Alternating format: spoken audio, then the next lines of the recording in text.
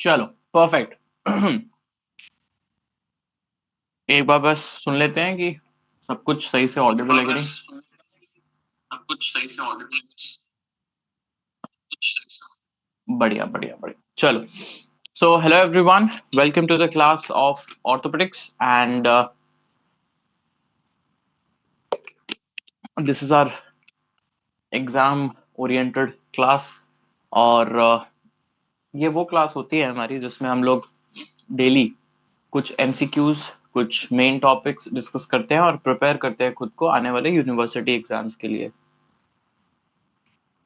और जैसा कि मैं हमेशा बोलता हूँ, orthopedics is something which you all love. Why? Because it's a short subject and every book is going to give you a very small explanation. But my dear friends, please understand that you need to write some long questions, some short questions pura hi in the exam. So it's always a good idea to have a detailed explanation of some of the other topics. Okay, at least this much detailed explanation that you can have a rough idea of actually what is going on and what all things are to be written in your exam. ठीक है, चलो। इससे ज्यादा मैं कुछ नहीं बोलूंगा, क्योंकि अगर कुछ ज्यादा बोलता हूँ तुम लोग बोलते हो सर बातें मत करो, फटाफट कंटेंट पे आओ। तो चलो अब हम कंटेंट स्टार्ट करते हैं हमारा। This is an introduction to today's topic, and that is infections. Okay, and in infections, bones and joints is something which we are going to discuss. Okay, so this is me, my brief introduction, Dr. Parv Luthra, and your orthopedics mentor for your Hinglish University exam preparation. Okay, and let's understand about the main topic of concern for today. So today, one is going to be the topic of infections, bones and joint, and one more topic which which I've decided to take today itself is rehabilitation. Okay, so rehabilitation as well as your infections, these are the two topics which we will be discussing today. So what are topics to be discussed in under infection? So remember, in infections we'll discuss about the osteomyelitis. Okay, osteomyelitis. Okay, my phone is grating the towel. Osteomyelitis. In osteomyelitis, we'll discuss both the osteomyelitis, the acute osteomyelitis, as well as the chronic osteomyelitis. Okay, and after this, because this itself is a very big topic, acute and chronic osteomyelitis, after this we will be discussing about a little. Okay, so charging table cable was giving some noise. Okay, fine. And right, so osteomyelitis is going to be the main topic for today's video, and then we will move on to the next topic, that is rehabilitation, as I've told you. So after osteomyelitis we will discuss about the rehabilitation topic, and in rehabilitation the main topic of concern will be first amputation. Okay, in infection we will also discuss about the one more important topic, that is your cold abscess. Then we'll discuss about rehab. Rehab में हम लोग amputation के बारे में पढ़ेंगे. Okay, and after amputation we will discuss the next topic, and next important topic is the prosthesis. ठीक है, so amputation के बारे में पढ़ेंगे, prosthesis के बारे में पढ़ेंगे, और एक और टॉपिक जो आज हम डिस्कस करेंगे that is called as orthosis. ठीक है, orthosis के बारे में हम लोग पढ़ेंगे.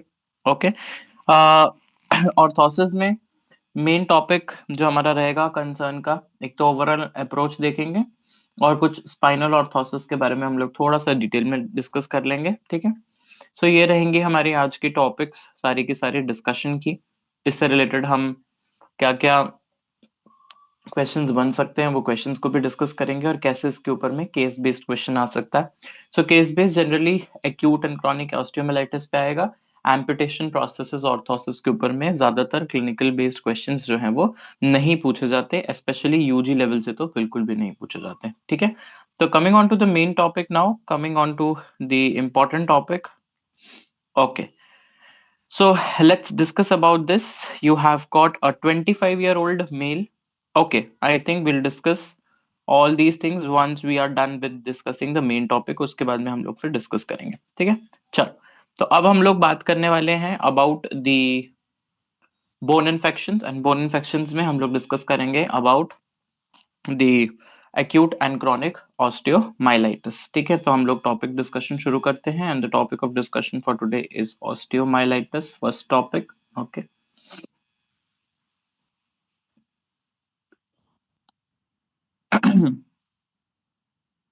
ऑस्टियोमाइलाइटिस, देखो बेटा, ऑस्टियोमाइलाइटिस जो है ना, अब आपको पता ही है कि एक होता है एक्यूट ऑस्टियोमाइलाइटिस और एक होता है क्रॉनिक ऑस्टियोमाइलाइटिस, ठीक है। बट इनमें ना कुछ एक चीजें बिल्कुल सेम रहेंगी, जैसे इंट्रोडक्शन ऑफ ऑस्टियोमाइलाइटिस जो है वो बिल्कुल सेम रहने वाला है, ठीक है, चाहे वो एक्यूट हो चाहे वो क्रॉनिक हो। तो जो इंट्रोडक्शन पार्ट है वो बिल्कुल जो है वो सेम रहेगा। तो जो जो चीजें सेम है, क्लासिफिकेशन सेम रहेगी, एनाटॉमिकल टाइप्स जो है वो सेम रहेंगे। तो जो सेम रहने वाली चीजें हैं उनको हम सेम करेंगे, जहां पर मुझे लगेगा कि I have to differentiate between acute and chronic, तो वहां मैं आप लोगों को डिफरेंशिएट करके बता दूंगा, ठीक है। तो चलो अब एक बार ऑस्टियोमाइलाइटिस को इन जनरल हम लोग स्टार्ट करते हैं। The very first thing is introduction. Okay, so first point, introduction. Okay, yeah. So in introduction, please understand that what is osteomyelitis. So definition of osteomyelitis, it is the inflammation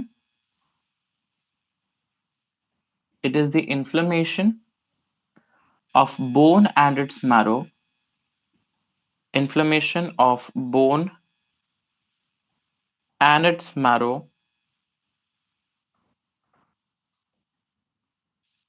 caused by some infecting organisms, caused by some infecting organisms. Okay, so basically what is osteomyelitis? It is the inflammation of bone and inflammation of marrow. Okay, inflammation of bone and inflammation of marrow caused by some infecting organisms. Okay, caused by some infecting organisms. Okay, yeah. Now what is the definition of acute osteomyelitis? Okay, so when somebody asks me about definition of acute osteomyelitis, then it is, हाँ जी, तो क्या है definition? So let's understand the definition of acute osteomyelitis. It is the infection of bone marrow. Okay, bone and bone marrow.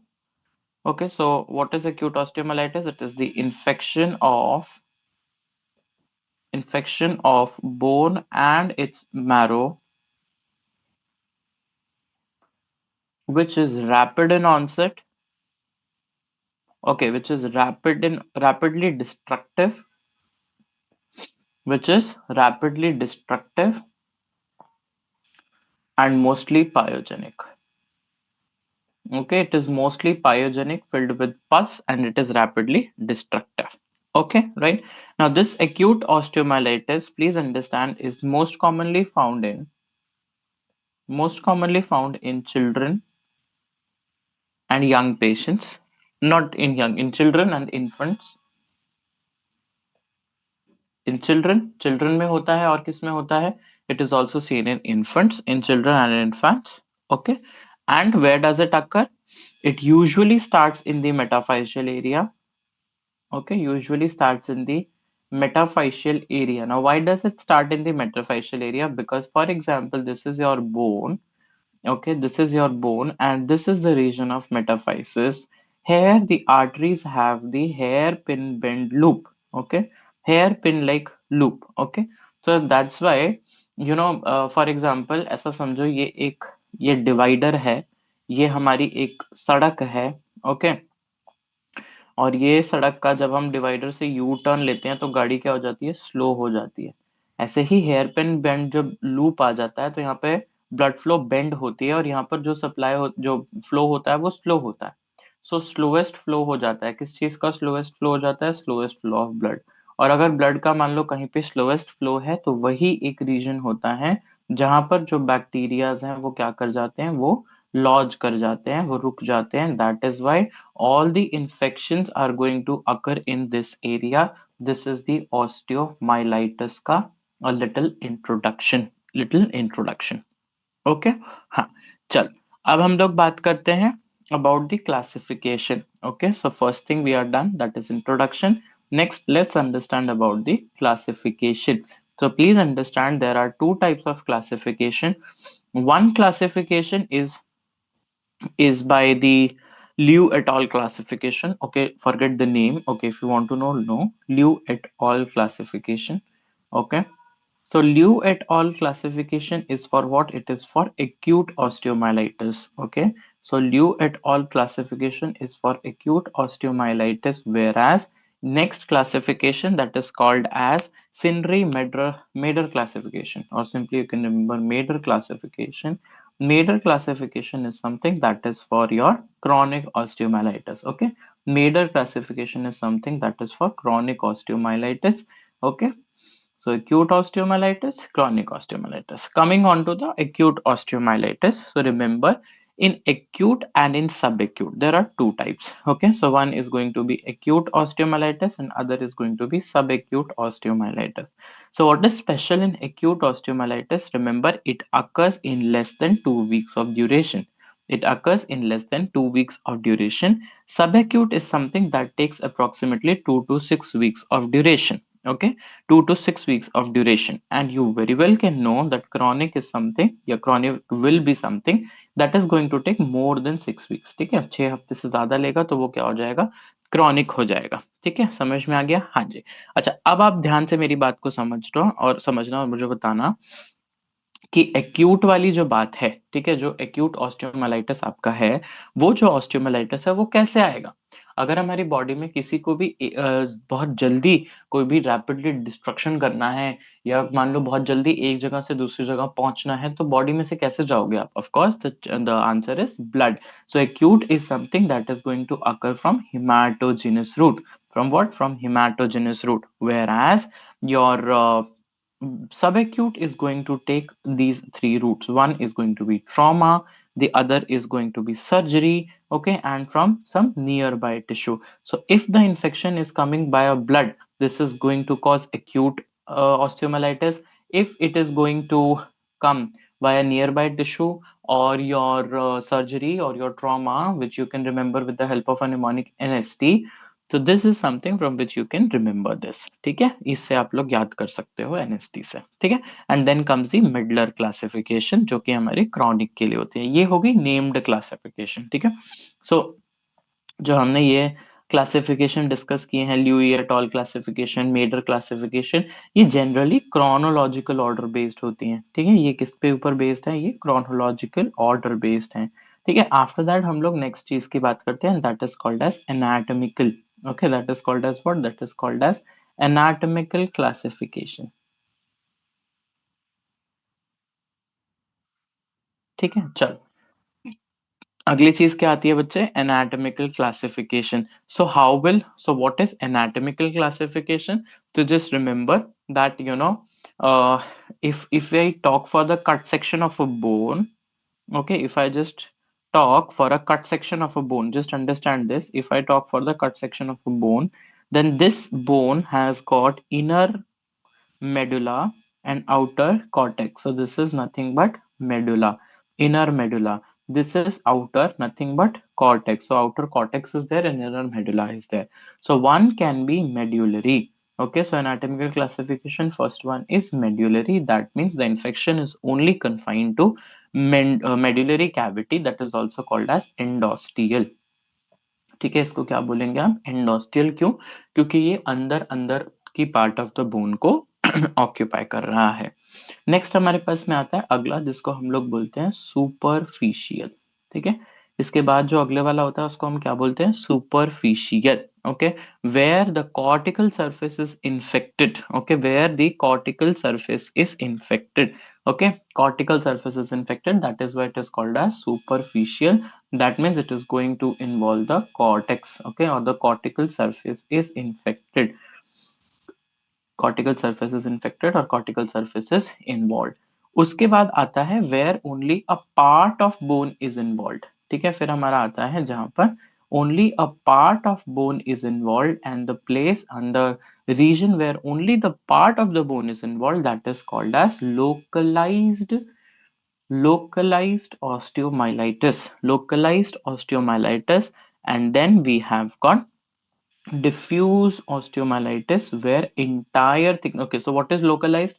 So localized means, for example, this is medulla, this is cortex, here will be the infection. Localized. Okay, this is what? This is something which we call it as localized. What about diffuse now? Diffuse will be, for example, this is medulla, this is your cortex, so entire cortex is more or less involved. Okay, entire cortex is involved here and there. Okay, So this is called as diffuse osteomyelitis. This is called as what? Diffuse osteomyelitis, right?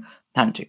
Next is, so this was anatomical classification. So we have discussed the named classification, the chronological order of classification, and then we have got the third one. And this is called as physiological clues or physiological class of हाँ जी physiological class of osteomyelitis. So what is special in this physiological class of osteomyelitis? इसमें हम लोग बात करेंगे about the three classes. So one class is class A, then has got B, and then has got C. B के अंदर में आती हैं तीन classes. One is called as B, then is called as BS, another is called as BL. Okay, what is A? ए में physiological class या physiological cause क्या है? देखो यहाँ पर क्या होता है कि जो होस्ट है हमारा वही इम्यूनो कॉम्प्रोमाइज्ड है, ठीक है. Now try and understand this, like if your host is not well immunocompetent, of course you can't fight the infection. So in A we have got host immunocompromised, ठीक है. Host जो है वो हमारा क्या है? इम्यूनो कॉम्प्रोमाइज्ड है, ठीक है. A host is immuno. अब देखो कैसे याद करोगे. इंग्लिश में यदि हम लिखते हैं अ होस्ट, इसका क्या मतलब है कि एक होस्ट, ठीक है, वन होस्ट. और आपको पता ही है कि जनरली भी कितने होस्ट में इन्फेक्शन होता है. एक बार अगर मान लो किसी को ऑस्टियोमाइलाइटिस है तो मतलब एक होस्ट इन्वॉल्व है, सो अ होस्ट, ठीक है. जब होस्ट की बात करेंगे तो हमें एक याद रखना है, so that is a host. So host immunocompetent नहीं होता है, ठीक है. होस्ट जो है वो sorry, this is not immunocompromise, this is immunocompetent. Okay, this is going to be immuno competent host. Okay, then after that what about B?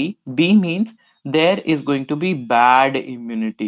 Okay, there is going to be bad immunity. That means what? There is going to be immunocompromised patient.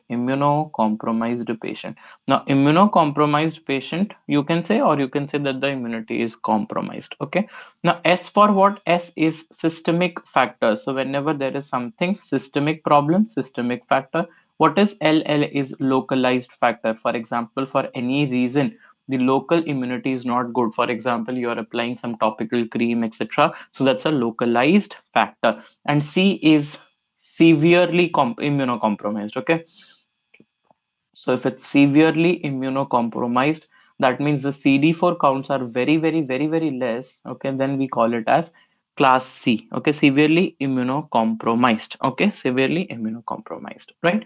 Good. Now this is about the different classifications. Now we will discuss about the improper. We will discuss about the acute osteomyelitis at first. पहले हम लोग acute osteomyelitis के बारे में पढ़ेंगे, उसके बाद हम लोग डिस्कस करेंगे about the chronic osteomyelitis. ठीक है. So let's understand, let's start our discussion over acute osteomyelitis. Let's discuss about the different etiologies. So if I talk about the different etiology, the very first and common etiology, please understand, is, or if I say in infant, the most common etiology is going to be Sir Staphylococcus aureus. Staphylococcus aureus. Okay. So this is really important. This is Staphylococcus aureus. So Staphylococcus aureus is the most common. Okay, is the most common one. Okay. Then even, okay, what else? If not Staph aureus, it is Staph A galacti. Okay, S. A. galacti. Okay, S. A. galacti. Okay, and then what else you can have? E. coli. Okay, then E. coli. For example, if I talk post infancy or more than 1 year, then what is it? What it is? So more than 1 year, it is going to be either Staph aureus or it is going to be Hanji. या तो वो हो जाएगा Staph aureus, which is actually the most common one, or you can blame Streptococcus pyogenes. And Streptococcus similarly, है ना, Streptococcus जहाँ आता है वहाँ दूसरा नाम क्या आता है? Haemophilus influenzae. Haemophilus influenzae is going to come. Then if they talk about adults, बिना सोचे समझे ही you have to put Staph aureus. Okay, Staph aureus. Then in acute, for example, if the patient is suffering from sickle cell anemia, then the culprit is going to be what? This is salmonella, and this is really important. I have seen various examinations asking these question, how they will give you a slide. ठीक है, वो आप लोगों को एक slide पकड़ा देंगे जिसके ऊपर में सिकल सेल आरबीसी दिखा देंगे, And then they will ask you which is the most common organism causing acute osteomyelitis in this patient. So then you have to add the answer, that is salmonella, वही typhoid वाला salmonella, वही typhoid वाला. ठीक है? Okay, so this is about the etiology. Now there are some other pathologies also, like Kingella. Okay, Kingella, then Echinella. Okay, Kingella, Echinella. ठीक है, ये भी बहुत इंपॉर्टेंट है. Pseudomonas, okay, they are also responsible for causing the same. So if it is a history of IV drug abuser, ठीक है, देखो IV drug abuser है तो वो क्या है, IV drug abuser जो है वो झूठ बोल के ड्रग्स लेता है ना. IV drug abuser क्या कर रहा है बेटा, झूठ बोल के ड्रग्स ले रहा है. और अगर कोई झूठ बोल रहा है, झूठ बोलने का क्या मतलब होता है, सूडो. झूठ बोलने का क्या मतलब होता है बच्चे, सूडो. सो आप यहीं से याद कर सकते हो, IV drug abusers, that is pseudo, that is jute. And what about Echinella and Kingella? So Echinella and Kingella, just remember very important thing, that it is human bite or animal bite. So if human bite or animal bite is going to be there, then it is going to be Kingella or Echinella. ठीक है, Kingella or Echinella, these are the very very important points. ठीक है. Now what is the route of spread? Okay, next point of discussion is what is the route of spread. कैसे जो है हमारा acute osteomyelitis spread होने वाला. So just remember that you have got single pathogen or multiple pathogen. Now, for example, if it's a single pathogen, it has been seen that mostly the route of inoculation is hematogenous. Okay, mostly the route is hematogenous, whereas it is multiple pathogen, then it is going to be what? That is it. Then it is going to be direct inoculation. Then it is direct inoculation. Okay, so D से अब देखो multiple pathogen मतलब क्या मतलब है इसका, diversity. ठीक है, डाइवर्सिटी ऑफ पॉपुलेशन आप लोगों को दिखेगा. So if it's diverse then you have to do direct inoculation. ठीक है, direct inoculation and diversity will be seen in this case only. Right, good. Coming on to the next important factors, like what is the age of the patient, what is the sex of the patient. So age is generally, I've told you, it is seen in either infancy or it is seen in childhood. Okay, it is seen in infancy or it is seen in childhood. Then what is the sex? So please remember, males are more commonly seen than the females, and we have seen the ratio. Okay, how many letters does this male word has? 1 2 3 4. So 4:1 is the ratio when we talk about the sex predisposition of osteomyelitis. So male is to female ratio is going to be 4:1. Then there can be history of trauma. Okay, there can be the history of trauma is going to be there. Then what about the location? Hanji, what about the location? So I've already told you that metaphysis is something that is at a higher risk. Okay, metaphysis is going to be at the higher risk. Okay, then what are the other causes? So malnutrition is other cause. Okay, and there should be some source of infection also. Okay, so just let me add these 2 points over here. So malnutrition is a very very very important cause where you have these kind of problems. So malnutrition is a cause, and then the focus of infection, if it is there. Now for example, we have seen that if there is strep throats, okay, or if there is tonsillitis, for example, if there is tonsillitis, then there are high chances of these infections, because via hematogenous route from one place of infection, I mean one pathogen can go on to the other place of infection. So what is going to happen, let's understand about the pathogenesis part of acute osteomyelitis. Okay, let's discuss about the pathogenesis part of acute osteomyelitis. So all those kids जिन्होंने अभी अभी join किया, I just want to ask you a question. You can comment down in the comment section. What is the, अभी मैंने पढ़ाया था, what is the most common organism which is responsible for causing acute osteomyelitis in patients who are suffering from sickle cell anemia? यदि कोई patient sickle cell anaemia से सफर कर रहा है, so what is the most common organism responsible for causing acute osteomyelitis in this? तुरंत तुरंत अभी के अभी फटाफट जा करके कमेंट सेक्शन के अंदर में लिख दो, अपनी ज्ञान जो है वो यहीं पे झाड़ दो, ताकि मुझे भी पता लगे कि कौन से जो बच्चे हैं वो बहुत अच्छे हैं और बहुत रेगुलरली जो है पढ़ाई करते हैं. ठीक है, so coming on to the pathogen, so just remember that there is an infective there is an infective embolus. Okay, there is an infective embolus, यानी कि एक इन्फेक्शन से बड़ा हुआ एम्बुलस है, जो कि कहाँ एंटर करने वाला है, it is going to enter the nutrient artery. So where is the nutrient artery? Nutrient artery is the artery which is of a main supply to the bone. Okay, so if this is the bone, for example, then this is a nutrient artery which is going to supply, and the infective embolus is going to enter in the nutrient artery. Now when it enters, okay, when it enters, please understand that either it is going to get entrapped, okay, it is going to get entrapped where? Entrapped in the end arteries, okay, either entrapped in the end arteries or entrapped in the metaphysis of the long bones, that is the hairpin bend loop. Okay, hairpin loop or hairpin bends. Okay, there it is going to get entrapped in the end arteries or in the metaphysis. Okay, so why metaphysis is most commonly affected? So one, I have told you that this is going to be hair bend loops. Okay, hair bend loops are going to be there. And then what are other things? So remember, the phagocytosis is also going to be very less there. Okay, phagocytosis is also going to be very less there. Okay, so this is something which is called as Hobo's hypothesis. This is something which is called as Hobo's hypothesis. So as per Hobo's hypothesis, the phagocytosis is very less in the areas of metaphysis. Okay, and then this is actually a very highly vascularized area. Okay, this is a very highly vascularized area. Now for example, if these are getting entrapped and okay, so some add-ons can be there. Okay, some add-on can be there, like for example, if there is a trauma, okay, if there is trauma which is happening to this site, to this position, that can cause what? That can cause additional pathway for infection. Trauma can be there, then can be hemorrhage also. Okay, hemorrhage can also occur. Okay, okay, hemorrhage can also occur, right? And then of course the infection is ought to happen. Okay, some infection is going to happen there for sure. Okay, some infection is going to happen there for sure. Okay, now what else can happen there? So infection, all right. So now for example, infection is going to happen. So sometimes what happen, infective embolus. So one thing is infection has happened, next is going to be infective embolus is going to, okay, infective embolus blocks the arterial supply as well. So what is going to happen? The arterial supply is also going to get blocked. Now, since the arterial supply of it is going to get blocked, what does it lead to? It causes small area of necrotic tissue.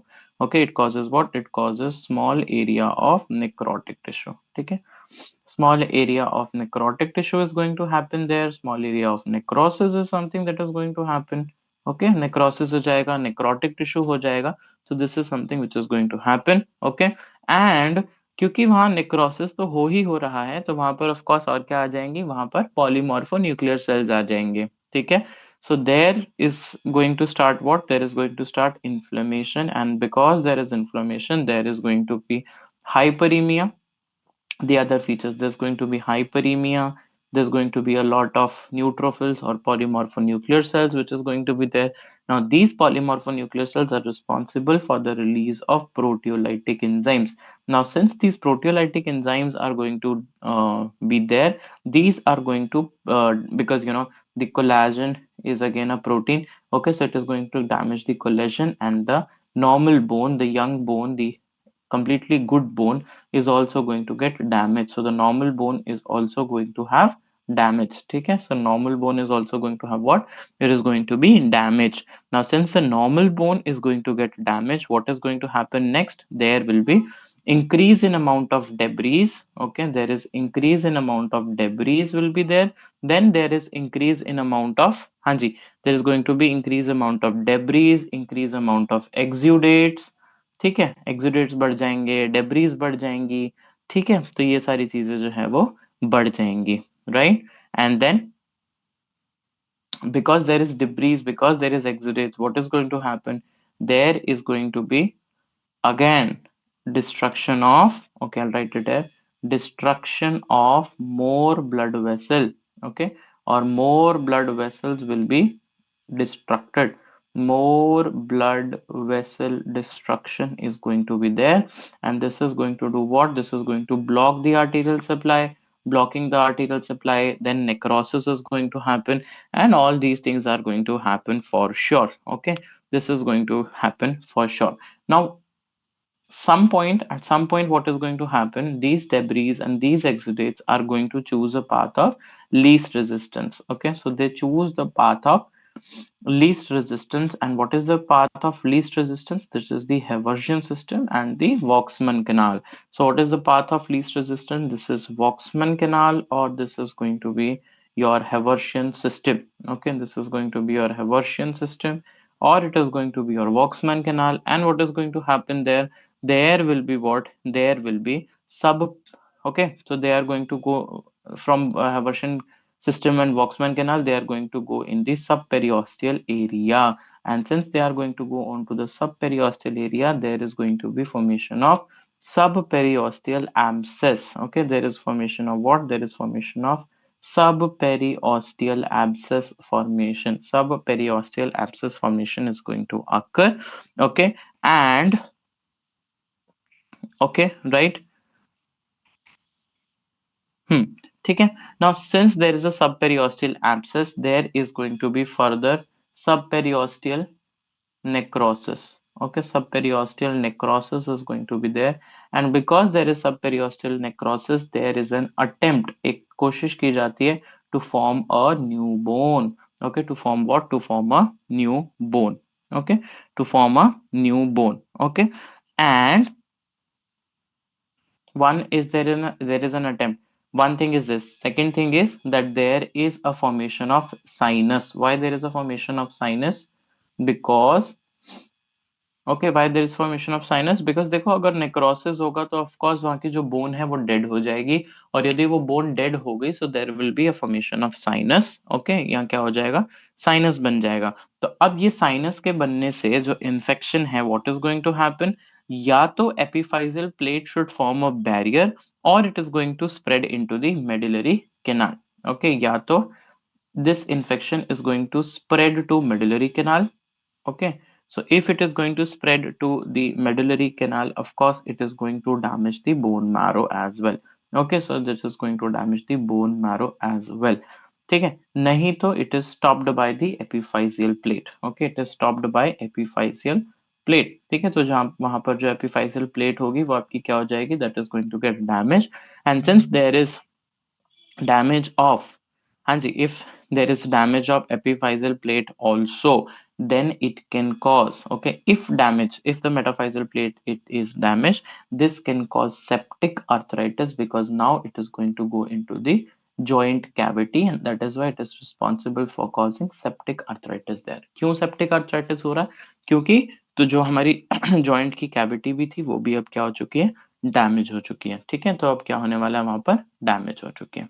ठीक है, तो ये याद रखना, अब क्या हो गया? वहां पर डैमेज हो चुका है। तो ये तो हमारा हो गया सारा का सारा डिस्ट्रक्शन वाला पार्ट। बट जैसे दूसरी चीज मैंने आपको बताई, that the bone is going to attempt to form a new bone. There is going to be attempt to form what? To form a new bone. अब एक नई बोन बनाने की जो है प्रयास की जाएगी। Let's understand about the funda, what is called as healing. Okay, so now we will discuss about a funda that is called as healing. And what is healing? Healing means to form a new bone. जैसे आपको यदि अपनी life में खुद की healing करनी है, so what you will do? You are going to choose some repair mechanisms. ठीक है, रिपेयर मैकेनिज्म्स। जैसे जो भी बच्चे इस वीडियो को देख रहे हैं, या कुछ बच्चे बाद में भी देखेंगे, बेटा एक बहुत गंदी आदत आजकल चल रही है, to use your mobile phones when you are sleeping, है ना? जब आप सोने जाते हो तो आप अपने मोबाइल फोन्स यूज करते हो। तो ये जो आदत है, इससे आपको अपने आप को हील करना है। तो आपको क्या करना है? एक बेस्ट फ्रेंड चुनो, या फिर आप अपने पेरेंट्स के साथ हो, अपने ब्रदर सिस्टर के साथ हो, जिसके भी साथ हो। So this becomes your responsibility to take care of them also, and to take care of you yourself as well. Please take away the mobile phone. Keep their mobile phone with you. Don't give them mobile phone, because this is something that is damaging your melatonin cycle a lot. Okay, so coming on to the next part, and that is called as healing.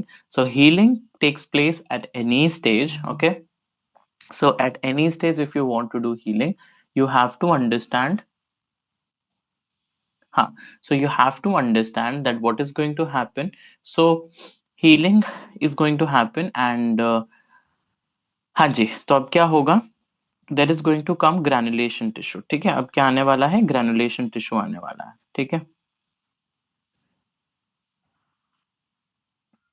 There is going to be granulation tissue which is going to come, and this granulation tissue is something which is responsible for causing what? This granulation tissue is responsible for absorbing, okay, this is going to absorb your dead bone. Okay, so dead bone is going to get absorbed by what? It is going to get absorbed by the granulation tissue.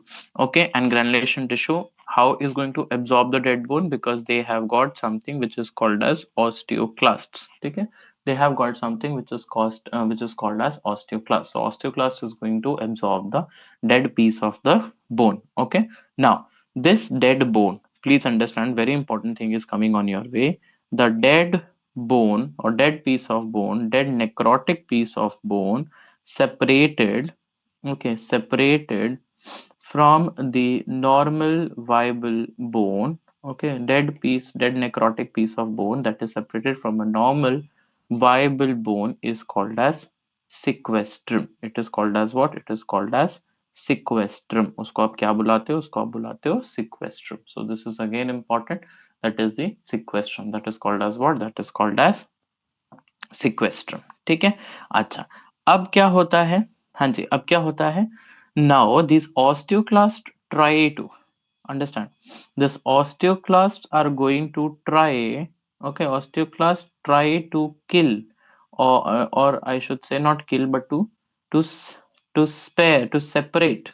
Okay, now osteoclasts are going to try to separate the normal viable piece of bone.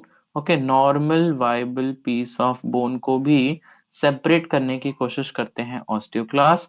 So to prevent the separation, okay, to prevent the separation, there is formation of, there is formation of thick reactive skin bone. There is formation of thick reactive piece of bone.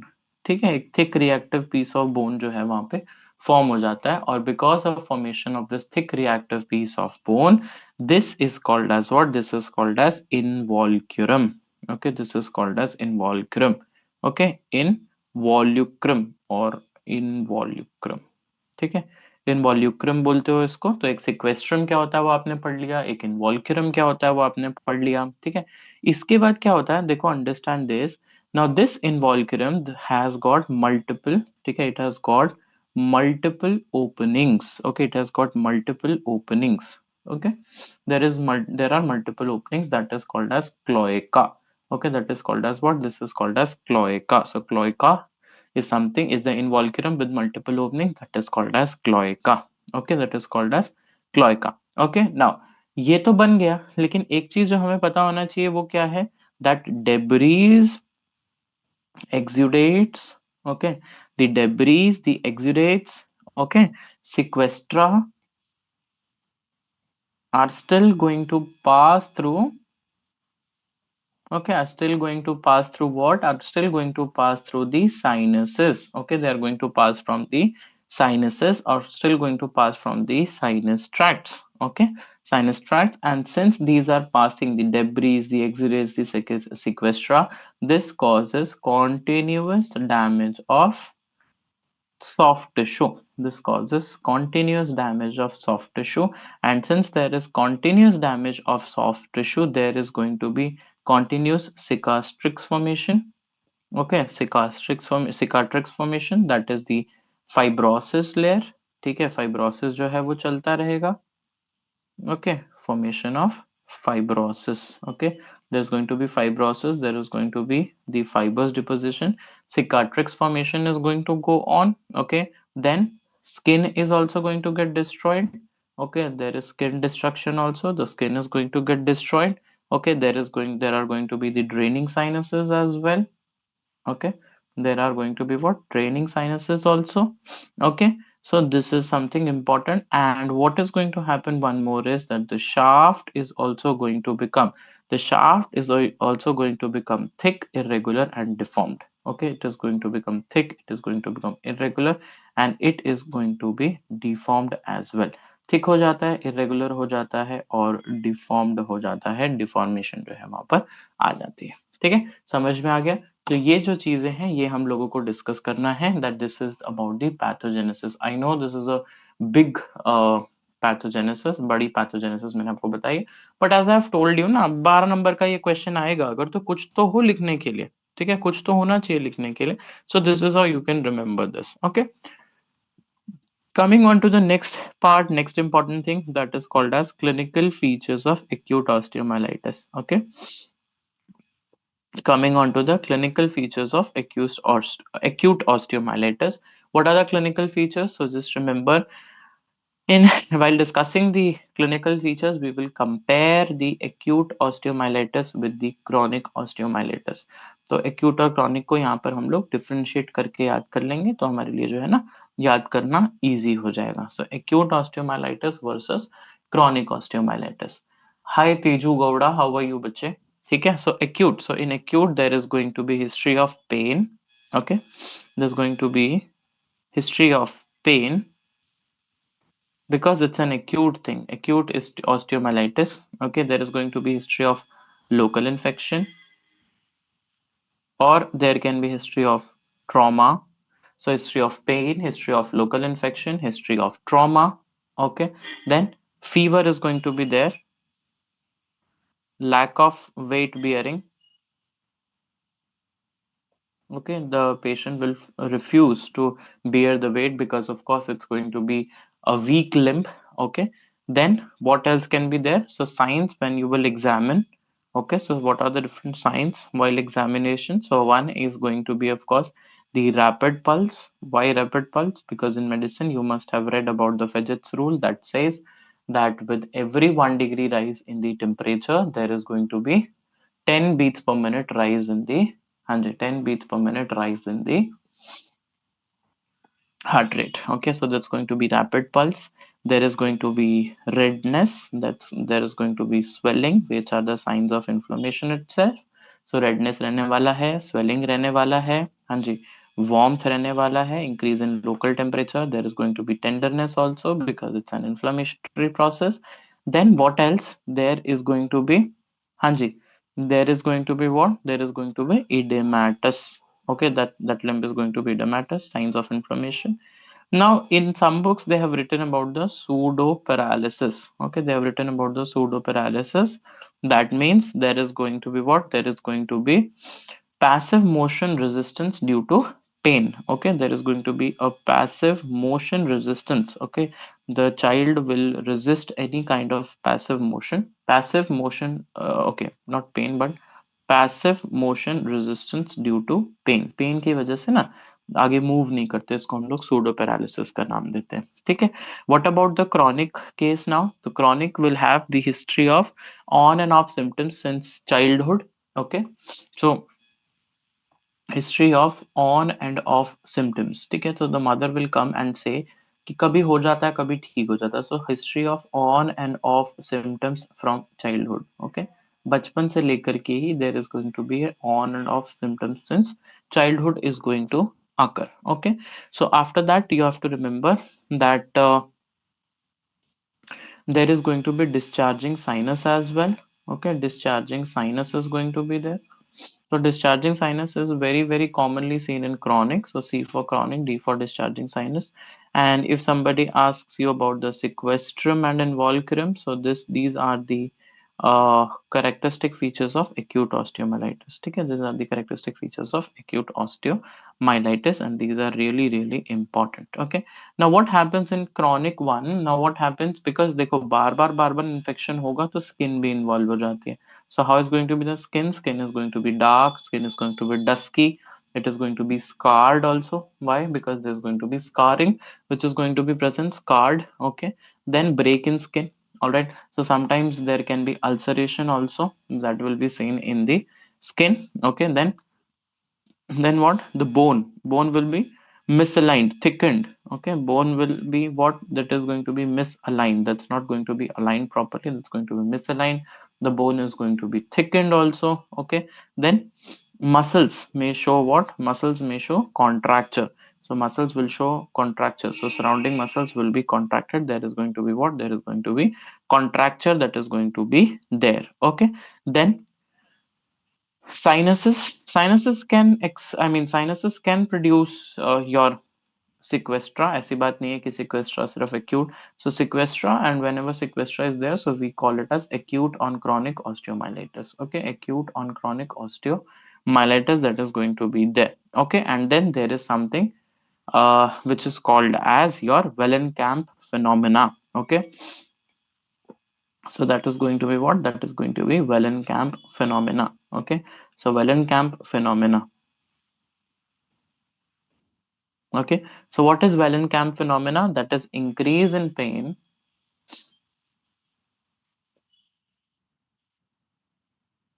Okay, increase in pain with the time, and suddenly the pain disappears, and suddenly the pain is going to disappear with discharging sinus. So when the sinuses are discharged with discharging sinus, there is going to be what? There is going to be sudden disappearance of the pain is something that is going to be there. This is called as Wellenkamp phenomena. This is called as what? This is called as Wellenkamp phenomena. Okay, Wellenkamp phenomena, right? So this is about the clinical features. Now after clinical features, let's understand about the next thing, and next thing is something which is called as diagnosis. Okay, so coming on to different important parts when it comes to diagnosis. So again, what I'll do, I will make two choices. One is acute ka diagnosis, other is chronic ka diagnosis, and I'll make a line in between so that you can understand. Acha, we will also have a short note on Gary's osteomyelitis and subacute osteomyelitis. Okay, we will also discuss this, right? And हाँ जी, तो अब हम diagnosis की बात करते हैं between acute osteomyelitis and chronic osteomyelitis. So in acute, please understand about the X-ray. Okay, now please understand about the X-ray. So what will you see in the acute osteomyelitis X-ray? So one, there is going to be early, yes, what is going to be the early one? So there will be loss of soft tissue planes. Okay, early finding will be loss of soft tissue pain planes. Okay, there is going to be loss of soft tissue planes. Why? Because there is going to be infection that is going to hide those soft tissue planes, okay, then there is going to be, yes, what next? So early finding is this. Next is going to be the new bone formation, or I should write that new periosteum formation, new periosteal bone formation. ठीक है, अब क्या होगा? नया periosteal bone का जो है वो formation हो जाएगा. New periosteal bone formation is going to be there. Next, what is going to happen? There is going to be osteolysis. Okay, और क्या हो जाएगा? Osteolysis is going to be there.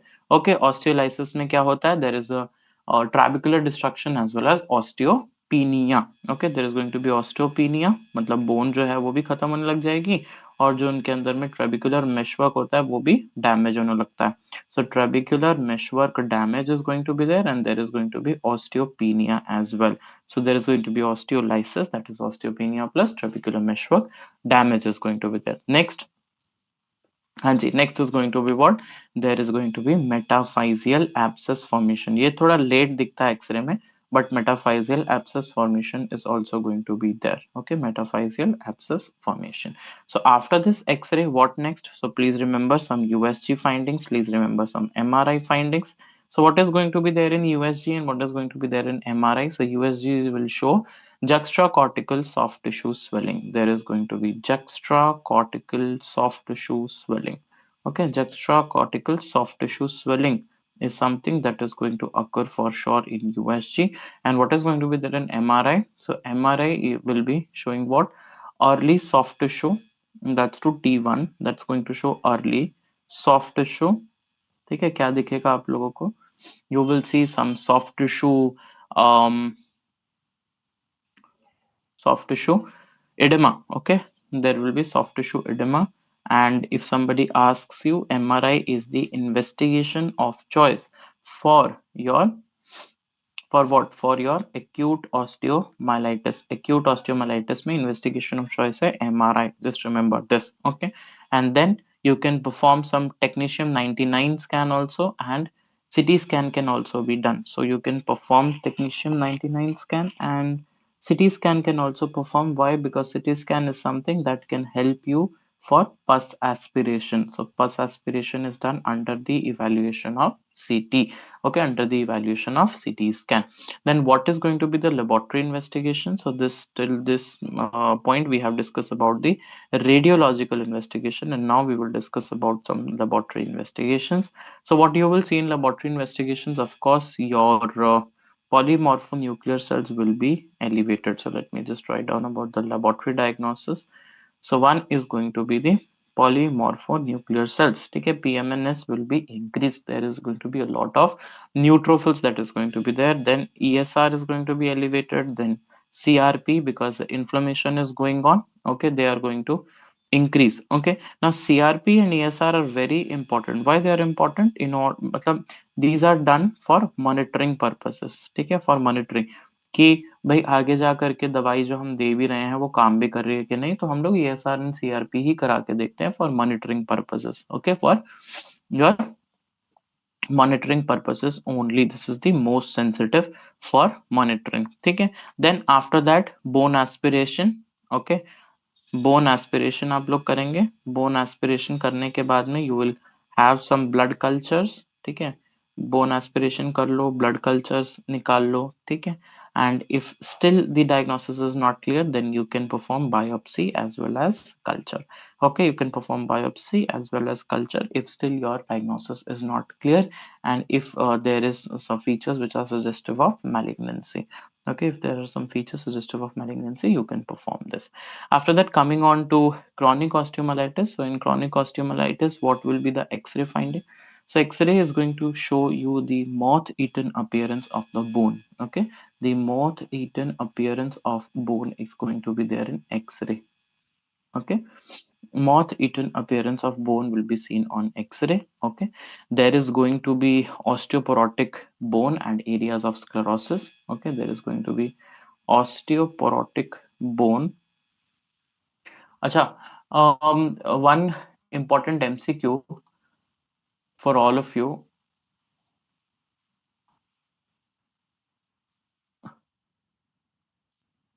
Okay, just give me 1 second. Okay, I'll discuss this. So there is going to be osteoporotic bone. There can be so sequestrum, involucrum. These things can be there, of course, over here. Okay, sequestrum is going to be there. Okay, sequestrum is going to be there. Involucrum can be there, and sequestrum we have discussed in the very first video. So type of sequestrum are very important. So please go through the very first video. Very important question. What are the different types of sequestrum? So this you can understand over there only. Okay, हाँ जी. What next? और क्या आपको दिखेगा इसमें? Then there will be हाँ जी. तो what you can perform else? So you can perform a sinogram also. ठीक है, you can perform a sinogram also to check for the sinuses. To check for what? To check for the sinuses. Okay. जैसे मैंने पहले भी बोला है, we will also discuss about the hyperacute osteomyelitis. ठीक है, तो इसके बाद में हम लोग वही डिस्कस करेंगे. ठीक है, so now coming on to the treatment part, the treatment principles. Okay, just give me 1 second.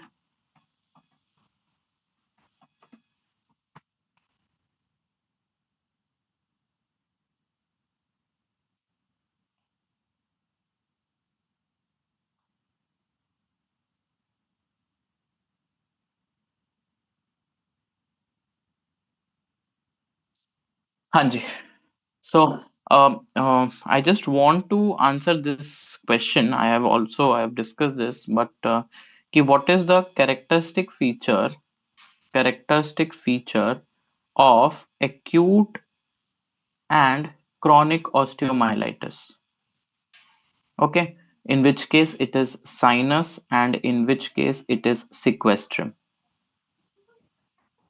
Okay, so this is my question. Okay, चलो तो साइनोग्राम भी जो हम लोग को करना होता. कमिंग ऑन टू, ठीक है, ये इसका मैं आपको आंसर अभी जरूर दूंगा. Now coming on to what, now coming on to the next part, last part of the discussion of acute and this chronic osteomyelitis is the treatment. ठीक है, तो अब हम लोग डिस्कस करेंगे अबाउट द ट्रीटमेंट. ठीक है, सो ट्रीटमेंट के बारे में डिस्कस करते हैं. पहले हम लोग डिस्कस करेंगे एक्यूट ऑस्टियोमाइलिटिस के बारे में. ठीक है, okay.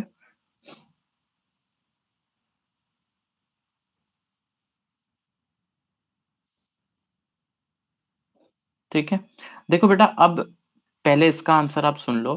When ever it comes to acute osteomyelitis, chronic osteomyelitis, देखो साइनस हो चाहे सिक्वेस्ट्रम हो, ये दोनों चीजें ही जनरली आपको क्रॉनिक ऑस्टियोमाइलिटिस में दिखती हैं. ठीक है, क्रॉनिक ऑस्टियोमाइलिटिस में दिखती हैं.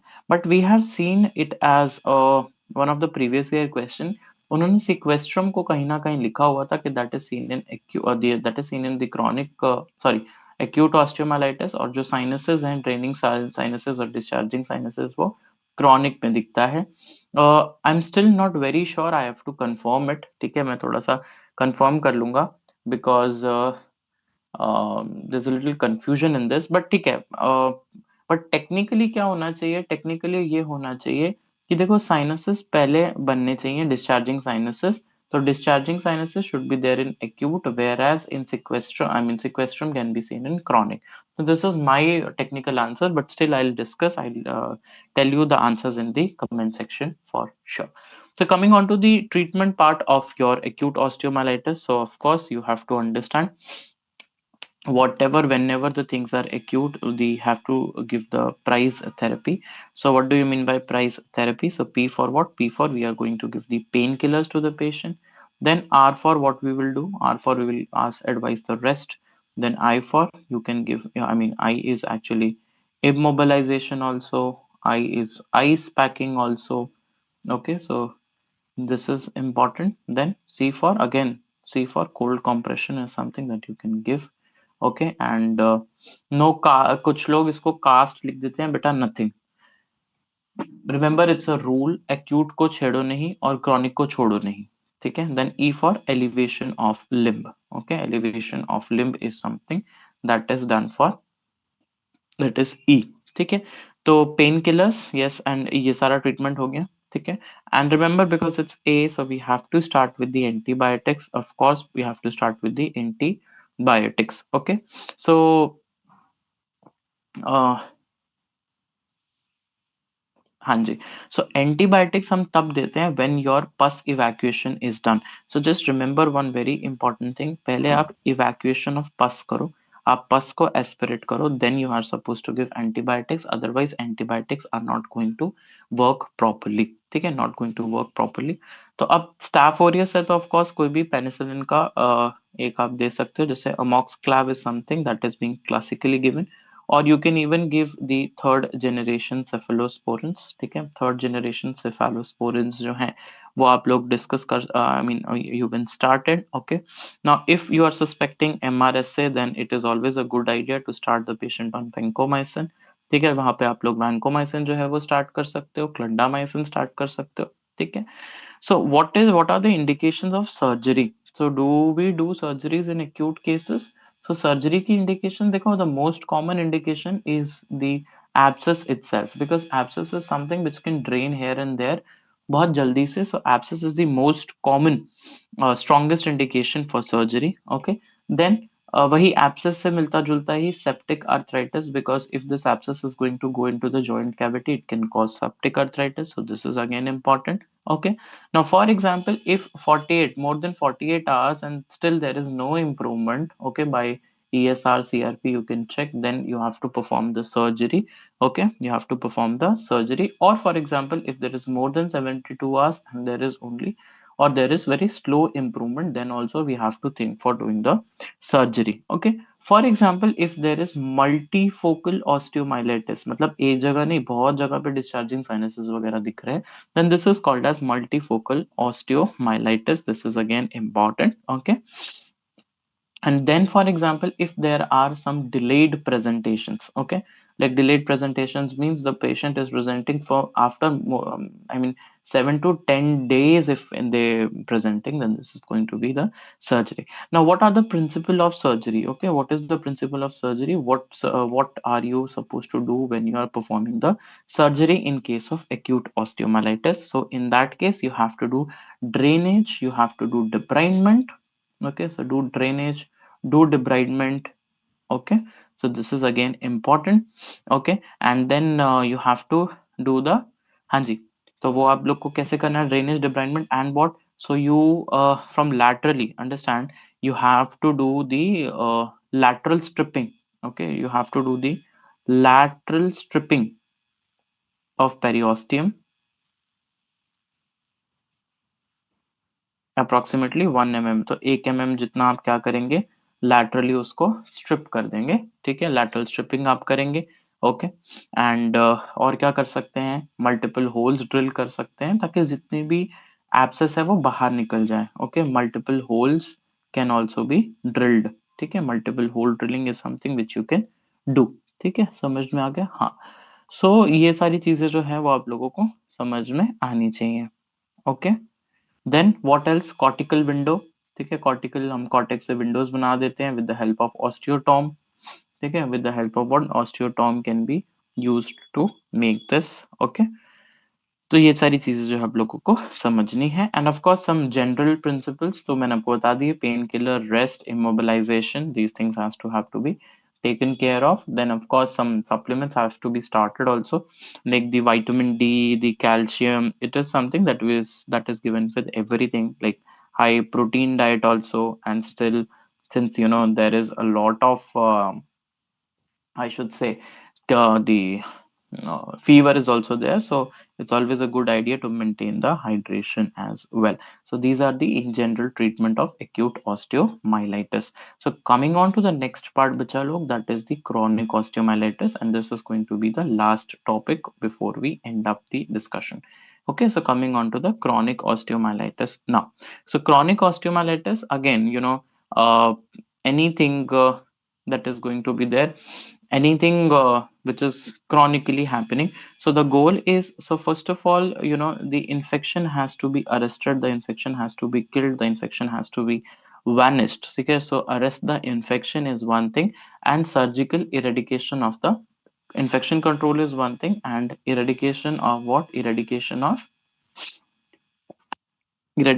what? So one is infection control for sure, and eradication of the dead part, eradication of the dead necrotic bone. ठीक है, so जो dead necrotic bone है, हमें उसका भी क्या करना होता है, eradication करना होता है. ठीक है, so what time is the surgery preferred? Okay, so when to do surgery? So next question is when to do surgery.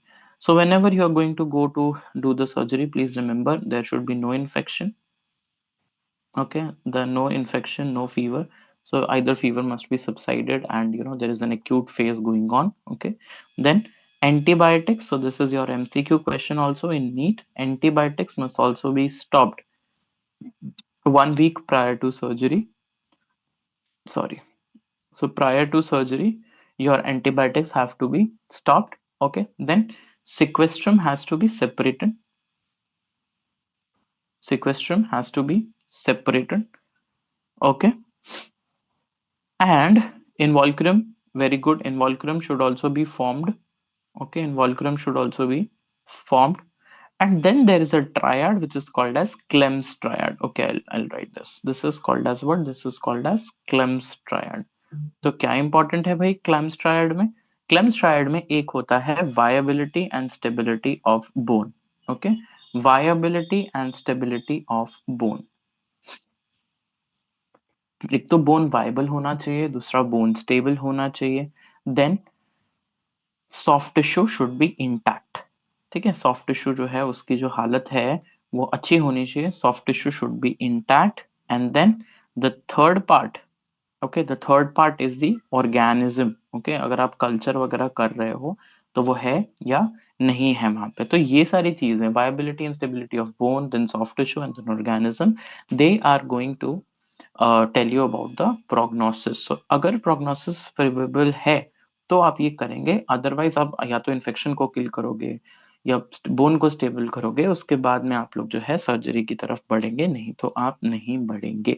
ठीक है, now coming on to the last part of this, like what exactly mean when we call as the surgery, यानी अब surgery में हम लोग को करना क्या है, हम लोगों को अब वो डिस्कस करना है। So in surgery please understand, first of all you will do debridement of the भाई दो चीजें तो है ही है, डिब्राइडमेंट करना है डेड नेक्रोटिक पार्ट का, ड्रेनेज करना है एक्सेसिव जो भी एक्यूमुलेशन है उनका, then we have to remove the like metal implants. तो कभी कभी मैंने आप लोगों को पहले भी बताया था, if you have use some pins, तो there is going to be ring sequestrum which is going to occur. So वहाँ बहुत अच्छे निमोनिक्स दिए हैं मैंने फर्स्ट वीडियो में, so you can just go there and refer to that. ठीक है, okay, then local antibiotic therapy is something which you can start with. Then what more?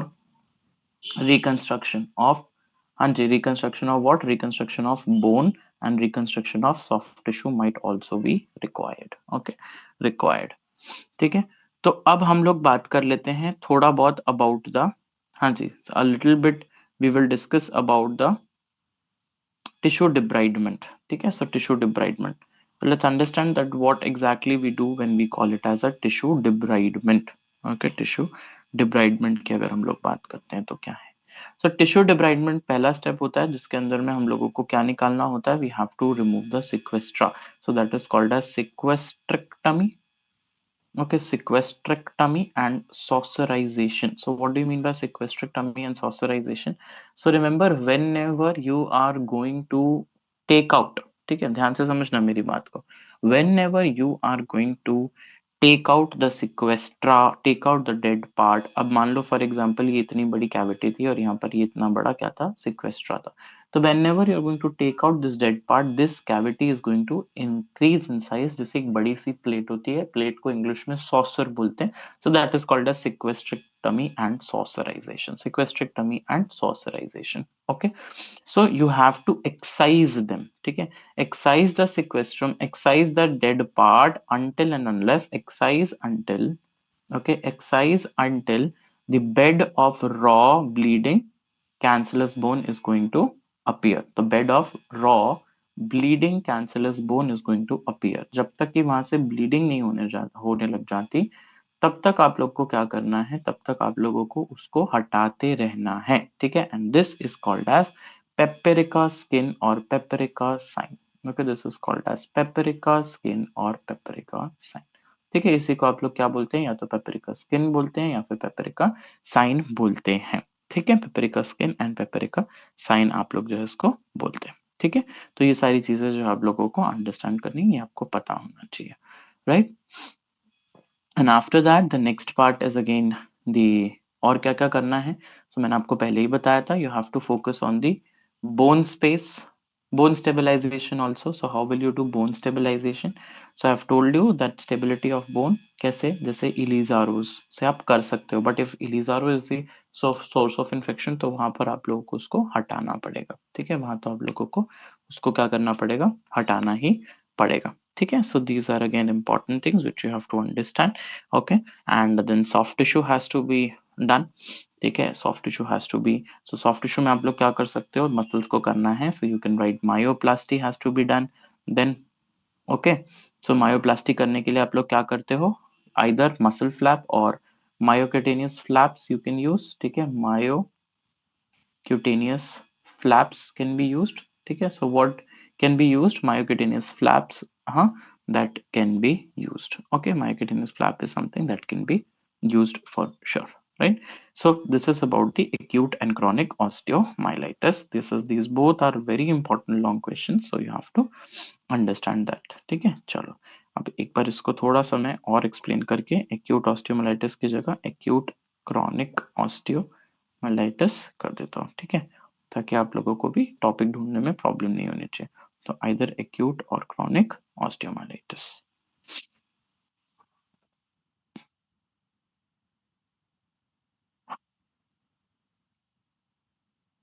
चलो, ठीक है, एक्यूट एंड क्रॉनिक ऑस्टियोमाइलाइटिस था, वो हम लोगों ने लिख दिया है, यहाँ पे कंप्लीट कर दिया है। एक छोटा सा हम ग्लिम्स ले लेते हैं about what do you mean by Gary's osteomyelitis. ठीक है, छोटा सा हम लोग ग्लिम्स ले लेते हैं अबाउट योर गैरीज ऑस्टियोमाइलाइटिस। ठीक है, चलो एक सेकंड दे दो मुझे। Yes, Gary's osteomyelitis.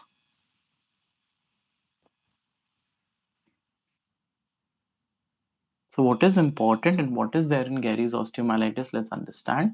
So Gary's osteomyelitis का definition होता है, it is a chronic, it is a non-suppurative osteomyelitis.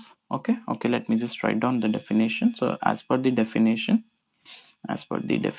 it is the chronic. Okay, it is the chronic.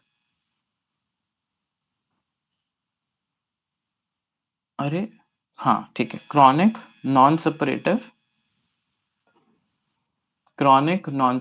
osteomyelitis causing periosteal newborn formation, causing periosteal new bone formation leading to bony thickness. Okay, it leads to what? It leads to bony thickness. क्या हो जाएगा वहां पर? Bony thickness हो जाएगा. ठीक है. Now what is the etiology? So now etiology is going to be what? It is going to be either bacteria but of low virulence, इसीलिए इसमें बहुत ज्यादा डिस्ट्रक्शन नहीं आप देखेंगे. Low virulence bacteria and that is why there is going to be a non suppurative osteomyelitis that is going to be there. Now it is associated with dental infections. So caries is something that is associated with dental infection. और ये एक line अगर आप याद कर लोगे ना, इसके बाद आप लोगों को सब याद हो जाएगा. ठीक है. Okay, it is seen in mostly in young adults and children. Okay, so children and youngsters, you will have what? The Gary's osteomyelitis. And because it is happening because of dental infection, what is the location or what is the site of involvement? The site of involvement is going to be your, the site of infection is going to be what? That is going to be mandible. It is the most commonly involved. So mandible is something that is most commonly involved. Okay, it is, although it is also seen in tibia and femur. Okay, it is also seen in tibia, it is also seen in femur, the long bones, but the most common is going to be mandible. It's going to be mandible. Coming on to the pathogenesis part of Gary's osteomyelitis, remember, if I talk about the pathogenesis, then your periosteal irritation. Okay, so periosteum is going to be irritated because it's chronic only. Periosteal irritation, there is going to be formation of new bone layers. And please remember, periosteum is very chui mui sort of a thing. So periosteum makes more and more layers. Okay, more and more layers. So periosteum forms more and more layers, like one layer, second layer, third layer, fourth layer, fifth layer, sixth layer, seventh layer. और अगर मैं इस पे ऐसे ऐसे कर दूं तो ये आप लोगों को क्या दिख रहा है? Onion. So this is called as onion peel appearance. Okay, this is called as onion peel appearance on X ray. Okay, onion peel appearance on x-ray, it is going to show. Coming on to what are the clinical features, because after all it is nothing else but an inflammation only. So you have to understand that this is going to be hard, this is going to be painless, this is going to be bony swelling, hard painless bony swelling with no discharge is going to be there. It is a slowly progressive disease. Okay, it is a slowly progressive disease. Okay, there is going to be no discharge, slowly progressive disease. Okay, so these are the things which are going to happen. Then what are you going to see on x-ray? So I've already told you that there is going to be the onion skin peel appearance. This is a very important MCQ, so please remember, onion skin peel appearance is going to be associated with osteomyelitis. Okay, and yes, of course, there's going to be a cortical thickening also. Why? Because it's happening in a chronic osteomyelitis. तो chronic osteomyelitis है तो ये होना तो बनता ही है. And what is going to be the treatment? So you have to treat the cause with the help of antibiotics. Okay, what is the antibiotics? So वही है कि जो सेम आप याद कर सकते हो, because see the most important culprit is Streptococcus viridans. Okay, Streptococcus mutants, जो कि कहाँ होने वाले हैं? दांतों में होने वाले.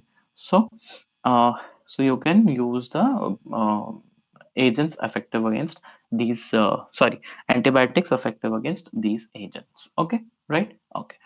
Now, this was about Gary's. Now, one more important thing let's discuss. This is called as hyperacute osteomyelitis. Okay, this is almost same to your acute osteomyelitis. We will discuss about the hyperacute osteomyelitis.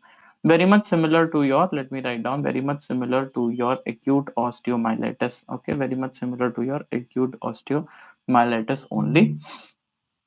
So remember, it is a life-threatening now. Hyperacute is a life-threatening bone infection.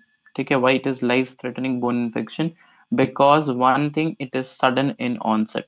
Okay, it is very sudden in onset. Then there is going to be intense inflammation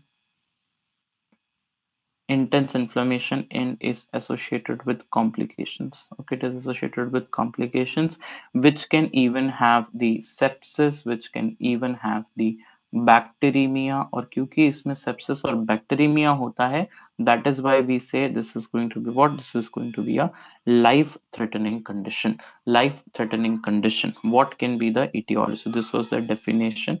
Coming on to the etiology, very simple to understand. Either the staph is responsible or the streptococcus is responsible, but we have seen that gram negative pathogens are also responsible for this. Whenever it comes to neonates, gram negative is the one which is responsible for causing the problem. What are going to be the clinical features? See, it's an acute inflammation. Of course, fever is going to be there, chills are going to be there. Okay, severe bone pain is going to be there. But remember, this is excessive. Everything is going excessive. So severe bone pain is going to be there. There is going to be marked local swelling that is there. There is marked redness that is there. There is tenderness also that is going to happen. Okay. Then some systemic signs can be there. So what are the systemic signs? Of course, if it's a fever, so what is going to happen? There is going to be tachycardia. Okay, there is going to be tachycardia. Of course, decrease in movement or lack of movement is going to be there. Okay, either there is a decrease in movement or lack of movement can be there. What are the different investigations you will perform? See, again, it's a very acute, hyper acute, I should say, hyper acute inflammation. So of course, WBCs are going to be increased, ESR is going to be increased, CRP is going to be decreased. Now the question which was asked out of this topic is MRI. So MRI is something that has to be performed because it's the most sensitive investigation. Okay, sensitive investigations. Treatment, if you talk about, okay, so treatment, if you talk about, that is more or less same. Okay, more or less same as acute osteomyelitis. But since we are discussing about hyperacute, let me just teach you one important topic: complications. So I have already told you that this is very famous for complicating the problems. One is going to be septicemia, other is going to be subperiosteal abscess. Okay, one is going to be septicemia, then comes subperiosteal abscess, then is the joint involvement is going to be there. Okay, so that causes what? Septic arthritis. Then there is going to be, it can progress to chronic osteomyelitis also. Then it can, other important thing is that it can cause the growth plate damage. And if the growth plate is damaged, either, so not either, there is going to be decreased growth, so there is going to be some growth disturbances which are going to be there. So rest everything is fine. Just remember, treatment is same, but here in this case we go for IV antibiotics because already time has passed a lot. IV antibiotics have to be given. So this is it. Now I will discuss a little bit about your subacute osteomyelitis also. Subacute osteomyelitis as a short note we are going to discuss. ठीक है, let me just have a look at the comment section. No doubts, nothing. Okay, fine. ठीक है, तो अब हम लोग बात करेंगे about the subacute osteomyelitis. अभी हमने बात की थी hyperacute osteomyelitis के बारे में. Now let's understand about the subacute osteomyelitis. ये भी बहुत छोटा सा टॉपिक है. Just one second, guys.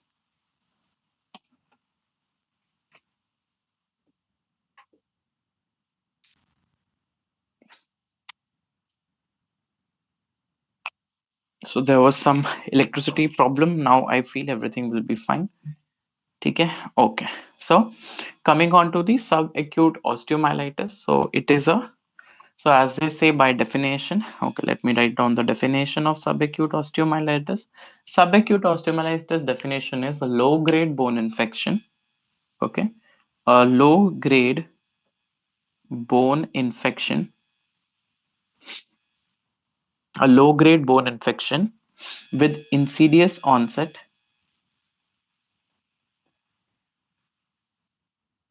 minimal systemic toxicity,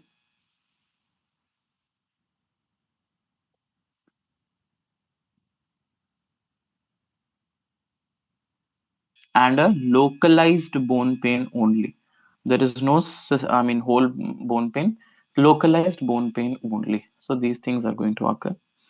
Again, etiology, anybody, any day will ask you, most commonly you have to write staph. Next, you can write strep, but strep is rarely associated. Staph is something which is commonly associated with this. Now, clinical features are clinically, this is a little different than acute because, if you talk about fever, can be present, sometimes cannot be even present. Okay, can be present, can sometimes not be even present. So please remember, this is something which is going to have no sinuses. There is no sequestrum which is going to be there. Okay, there is going to be minimum swelling, very less swelling is going to be there. And of course, please understand that child is oftenly going to look well. The child is oftenly going to look well. Child is not going to show any problems at all. Okay, so just remember this. And classically, this entire whatever description I've given you, sorry, whatever description I've given you, this classically is called as Brody's abscess. So one was Gary's abscess and other is called as Brody's abscess. So Brody's abscess, just remember, this is a, this is what, this is a localized abscess. Okay, so whenever you will perform x-ray, so whenever you will perform an x-ray, what you are going to see in this, so you will see that a well-defined radiolucent lesion, well-defined radiolucent lesion in metaphysis, in metaphyseal part of the bone, okay, metaphyseal part of the bone with sclerotic margins like this. मतलब इतना अगर आप ये समझ जाओगे ना तो आप वो पूरा लिख लोगे खुद से, जो भी मैंने बताया है क्या है इसमें, क्या बोला मैंने. So it's a radiolucent lesion, it's a well defined lesion, it is having a sclerotic margin. So ये सारी चीजें जो है वो आप लोगों को पता होनी चाहिए. ठीक है, then what will be the investigations you will perform. So investigations of course I have told you, X-ray वो आपने लिख ही लिया है. हाँ जी, what else, you have to perform ESR, you have to perform CRP, whereas MRI becomes the investigation of choice for everything, for any acute osteomyelitis, whether it is hyperacute, subacute, acute. Acute word जहां लग गया वहां पे आपको याद रखना है MRI is going to confirm the diagnosis. यहाँ पे तो investigation of choice भी यही है, confirmatory test भी जो है वो यही है. ठीक है, गोल्ड स्टैंडर्ड भी अगर आप बोलोगे तो वो MRI ही होता है. Then what are the treatment modalities, बाकी सब चीजें सेम करना है. यहाँ पर एंटीबायोटिक थेरेपी देनी ही देनी है, but you can remember for approximately 3 to 5 days and the patient is going to be normal. Okay, ठीक है, बट ऐसा देखा है 3 to 5 days, कभी कभी ट्रीटमेंट लंबा भी चलता है. So just antibiotics, remember antibiotics, and you can do the surgical curettage. Okay, you can do what, you can do the surgical curettage. So if I just try and formulate a chotu si table for you guys, if I just try and formulate a very small table for you guys, so I can just tell you about this ki, see here, acute, chronic, subacute. Okay, acute, subacute and chronic. ठीक है, अब देखो, जैसे मैं बात करता हूँ इन सब फीचर्स के बारे में, ऑनसेट है, फीवर है, साइनस है, विद सिक्वेस्ट्रम है, लीजन के बाद. तो आप देखो यहाँ पे ध्यान से समझो मेरी बात को, that the onset is going to be onset is going to be sudden in onset here. Then we have got insidious in onset, that means insidious in onset, and chronic is going to be long standing. ठीक है, मतलब बहुत समय पहले जो है ये हुआ था। अब फीवर यहाँ नहीं होता, ठीक है, और हुआ भी तो माइल्ड होता है। यहाँ पर you will have very low fever, यहाँ पर तो there is going to be severe fever. Sinus sequestrum acute में नहीं दिखते, क्रॉनिक में दिखते हैं, सब एक्यूट में भी साइनस सिक्वेस्ट्रम नहीं दिखते। Discharge can be there, yes, pus can be there, so you can remember discharging sinuses can be there. Discharging sinus is going to be there, whereas in दोनों cases के अंदर में you will have what, like here you have seen Brody's abscess, and here you will see what, you will see the sequestra, the dead bone, of course it's going to be there। ठीक है, तो ये कुछ एक चीजें हैं जो आप लोगों को जो भी चीजें थी, मतलब ऑस्टियोमाइलिटिस के बारे में पढ़नी थी। एक बच्चे ने पूछा सर आप ट्यूबरक्यूलोसिस कब पढ़ाओगे? बेटा देखो, ट्यूबरक्यूलोसिस भी इन्फेक्शन में आएगा, बट हम लोग टीबी अलग से पढ़ेंगे, because TB knee, TB hip, TB spine, again very very important topics, so will discuss there only. ठीक है, तो ये हमारा पार्ट 1 जो है अभी हमने कंप्लीट कर लिया है। ठीक है, पूरे हमने डिस्कशन कर ली है। नेक्स्ट अब हम 10 मिनट के बाद I will start the next session. So this is 5:25 now, so we will meet by 5:35 or 5:36, and then we will discuss about the remaining topics। remaining topics में we will discuss about the amputation, ठीक है, then orthosis के बारे में थोड़ा सा पढ़ेंगे, and prosthesis के बारे में पढ़ेंगे। ठीक है, इससे हमारा रिहेबिलिटेशन वाला जो मॉड्यूल है वो भी पूरा हो जाएगा।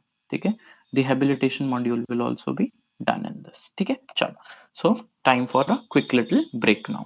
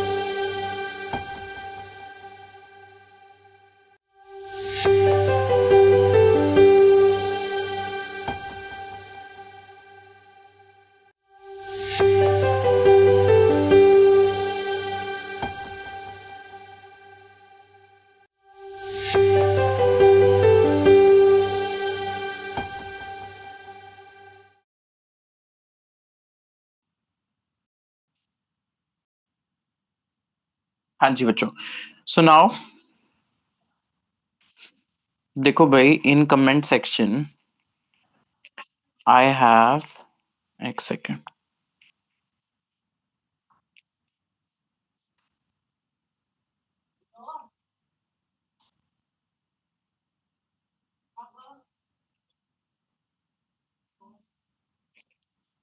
हम्म तो कमेंट सेक्शन में एक बहुत अच्छा सा हमारे पास में कमेंट आया था, ठीक है, बाय रवि प्रोसियम इन्फो। तो ये जो रवि जी हैं, आप सबकी इंफॉर्मेशन के लिए मैं बता दूं that he is the man behind smooth conduction of all your lectures, because he is the one who is taking care, ठीक है, of all the technical stuff which I particularly am very much weak at, ठीक है। तो रवि जी आपको बहुत बहुत thank you, ठीक है, because you are the reason for the smooth conduction of our lectures, ठीक है। चलो जी रवि जी, थैंक यू। अब हम डिस्कस करेंगे हमारा नेक्स्ट टॉपिक का नाम है rehabilitation. Okay, rehabilitation. Okay, and ये रिहेबिलिटेशन, ठीक है, जो हम लोग डिस्कस करेंगे, इसमें हम लोग डिस्कस करेंगे about the first topic and that is called as amputation, ठीक है, amputation.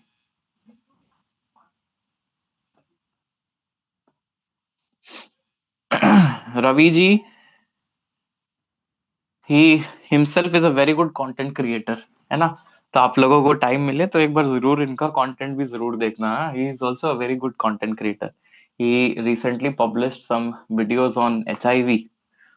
Although I don't really understand the language which he used, which he spoke, but then he's very, passionate about his work, and I'm super proud of my entire team.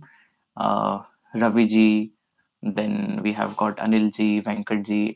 Everyone is doing excellent job just for you guys. The entire team responsible for making all these graphics. Dr. Anjana, Dr. Dikshit ji, everyone. I'm so happy to work with all of them. And yes, of course, a very big special gratitude to the Devta of this channel. Chalo. So let's start with the amputation now. And in amputation, let's discuss the very first thing, that is introduction. Okay, introduction. I actually love everyone in the team. I just hate one guy. I don't know who is that, who cuts and edits my video, because I make a video of like 5 hour duration and he'll cut down and he'll submit the video of 2.5 hours. हाँ। मेरी बातें हटा देते हैं यार सारी, वो मुझे अच्छा नहीं लगता। मेरी बातें रहने तो, कितनी प्यारी प्यारी तो बातें करता हूँ मैं। Just positivity.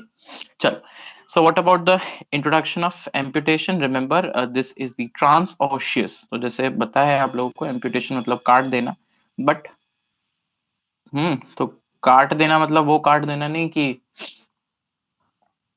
गए बंदी के पास में और उसने काट दिया, ठीक है, वो वाला नहीं। इसकी भी अपनी एक डेफिनेशन है। This is transosseous removal of limb or a part of it, या तो भाई पूरा लिम्ब हटा दोगे, वो एक चीज है, या फिर आप एक पार्ट रिमूव कर रहे हो, ठीक है, आइदर द लिम्ब और a complete part of it. So removal of a limb or a part of it, ठीक है। Okay, now just remember, this is very important thing, that this is not a failure of treatment. Okay, it's not a failure of treatment. Okay, हाँ, इधर ही रहो, thank you. So everyone, she is my aunt, she is my bua, Hello. and she is here in our class. So chalo, we'll discuss the further part now, है ना? Chalo. So now, please understand, this rehabilitation, this amputation is not a failure of treatment. Okay, this is not at all a failure of treatment, but it's a step. Okay, it's a step towards returning to a more comfortable and productive life. Okay, it's a, I should say that it's not a failure of treatment, but it's a step towards a good prognosis. Why it's a step towards the good prognosis? Because amputation is something which is performed out of the emergency. हम लोगों को चाहिए होता है कि we perform the amputation. Why? Because if you're not performing the amputation, that can lead to gangrene, that can lead to bacterial sepsis, infection, and everything that can occur. Okay, now what are the indications of performing an amputation? ठीक है, what are the different indications to perform an amputation? So remember, either a dead limb, ठीक है, या तो वो क्या हो सकता है, एक डेड लिम्ब हो सकता है, और अ डेंजरस लिम्ब, ठीक है, dead limb, dangerous limb, and damned nuisance, damned nuisance, okay, damned nuisance. अब इन सब चीजों का क्या मतलब है? See, if I talk about the dead limb, just remember that severe trauma can cause a dead limb, ठीक है, if there is a severe trauma that can cause a dead limb, okay, then what else can be there? There can be peripheral vascular disease that can also cause a dead part, necrotic part. So peripheral vascular necrosis, so severe trauma, peripheral vascular disease or necrosis, okay, peripheral vascular disease, then burns, and nowadays frostbite. You know what, the time duration जहां पर मैं आप लोगों को पढ़ा रहा हूँ, आप मानोगे या नहीं पता नहीं, बट मेरे मुंह से भी इतना ऐसा फॉग, और I don't know what you call it as, वो ऐसा भाप भाप सी निकल रही है, तो फ्रॉस्ट बाइट किसी भी टाइम हो सकता है, ठीक है। चलो, then dangerous limb, not dangerous limb just like crush injury, just like some malignancy, okay, crush injury, malignancy, then sepsis, lethal sepsis, एक तो सेप्सिस होता है जो भाई ठीक हो जाएगा एंटीबायोटिक से, नहीं, lethal sepsis, then forgotten tourniquet, कभी कभी ना specially the interns forgotten tourniquet, हाँ, टॉर्निक्विट लगा के भूल जाते हैं for more than 6 hours, okay, then some nuisance, nuisance like gross deformity, कुछ ऐसे ही कुछ डिफॉर्मिटी है, gross deformity, genu valgum varum, too much, okay, तो उस केस में हम लोग को कट करना पड़ता है। देन recurrent sepsis, बार बार वहीं पे sepsis हो रहा है, ठीक है, recurrent sepsis, okay, so these are the things which you have to understand. So coming on to the next part, that what are the different, just give me 1 minute. Huh. So what are the aims of amputation? So this was about the indications of amputation. Now we will discuss about different aims of amputation.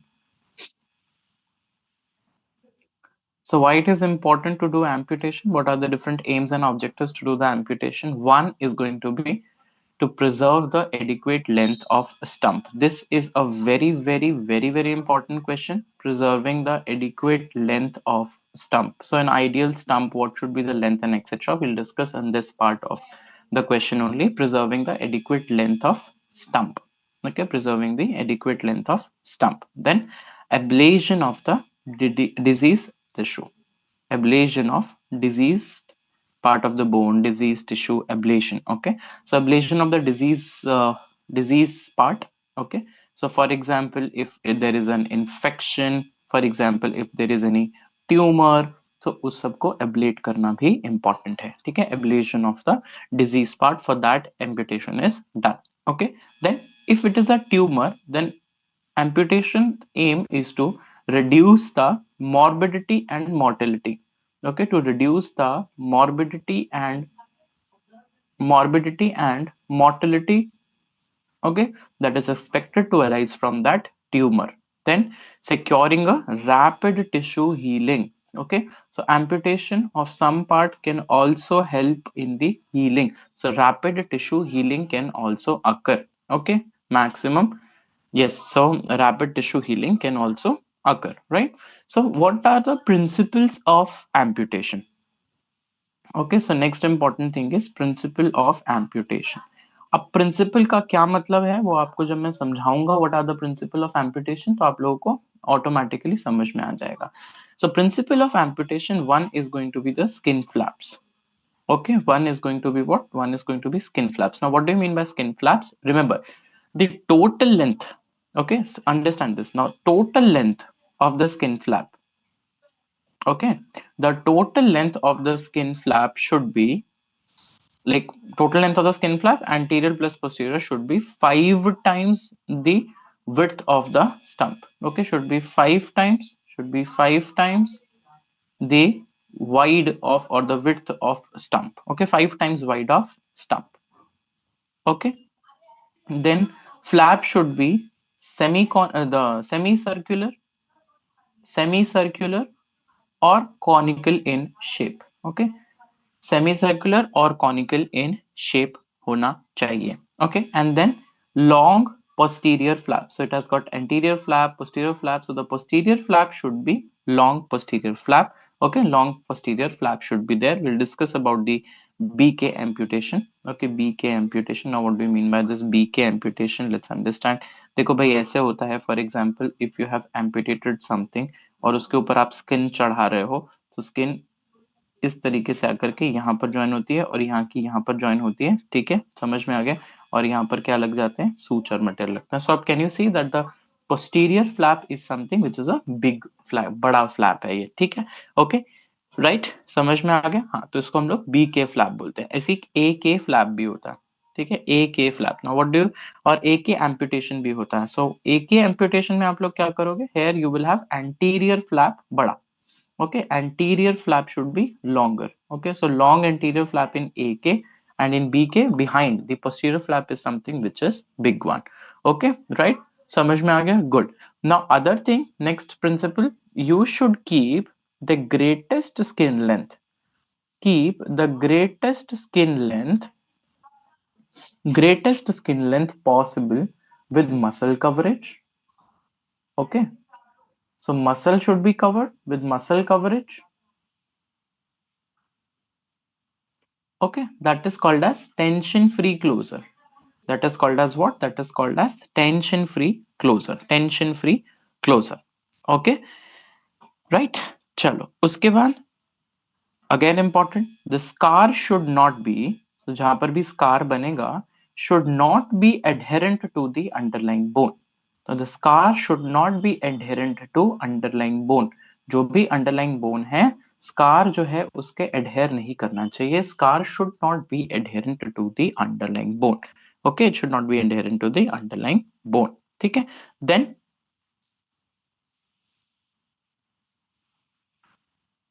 Okay, यहां तक समझ में आ गया. हाँ, अच्छा, फिर जब आप जहां पर बोन रिसेक्शन करते हैं, ठीक है, at the bone resection level you have to do what, fish mouth, apex of fish mouth. Okay, there you should have apex of fish mouth.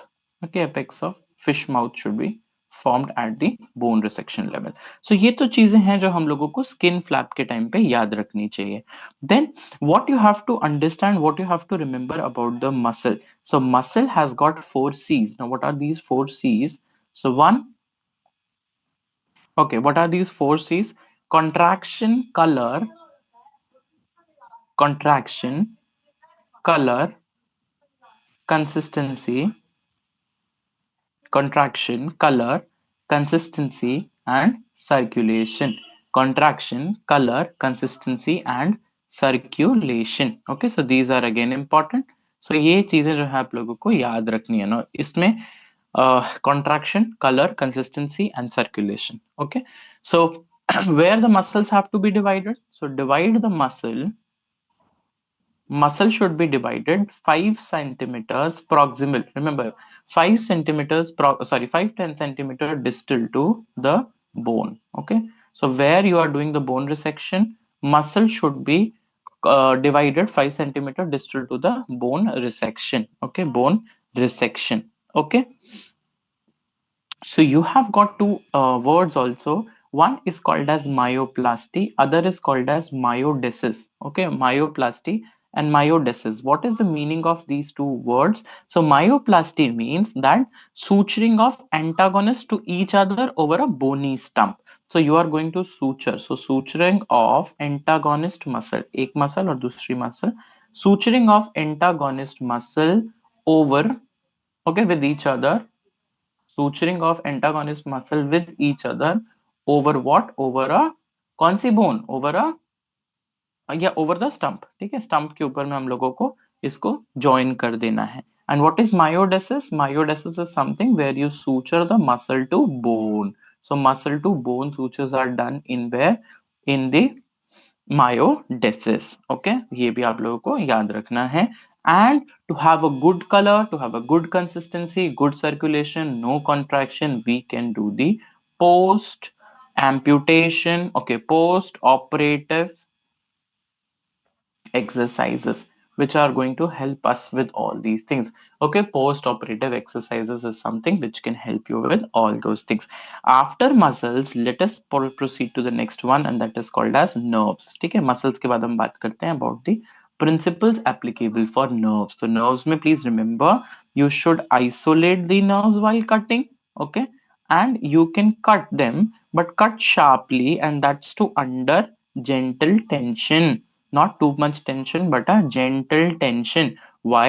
Because it allows retraction of proximal to bone ends. Okay, it allows retraction proximal to bone ends. ठीक है, कि वापस आ जाए वो proximal to the bone ends. ठीक है, proximal to bone ends. ठीक है, and remember, the if there are large vessels, then you have to ligate to the major arteries. Okay, ligate to big arteries or major vessels.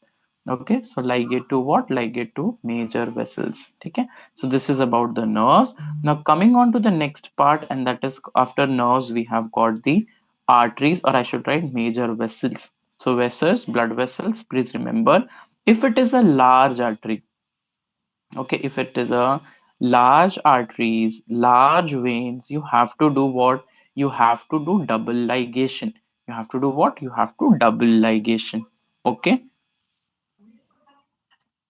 okay, and must be isolated from the accompanying nerves, and then it should be ligated. Okay, because sometimes we have seen that neuroma formation around the vessel can occur. Okay, so if there is a neuroma formation, okay, I should write away from nerves carefully, because if there is neuroma formation with the pulsations coming from artery, okay, with pulsations coming from the arteries and veins, there is going to be a throbbing pain. Okay, there is going to be what? There is going to be throbbing pain that is going to be there. This was about the large arteries. Now if I talk about the small arteries, remember, in small arteries we have to do what? We have to do the electrocution. We have to do what? We have to do the electrocution of the small arteries. ठीक है, small arteries का क्या करना है? Electrocution करना है. Now coming on to the bone. Okay, after that, now we will come on to the bone में क्या क्या principles हैं और क्या क्या ध्यान रखना है?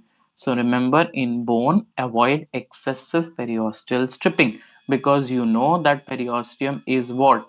Periosteum क्या होती है? Periosteum छुई मुई होती है, इसीलिए we should avoid excessive periosteal stripping.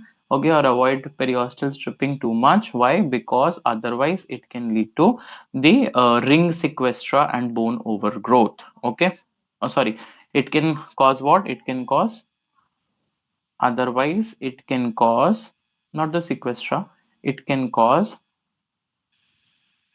extra bone growth, and that is called as what? It is called as bony spur formation. It is called as what? It is called as bony spur formation.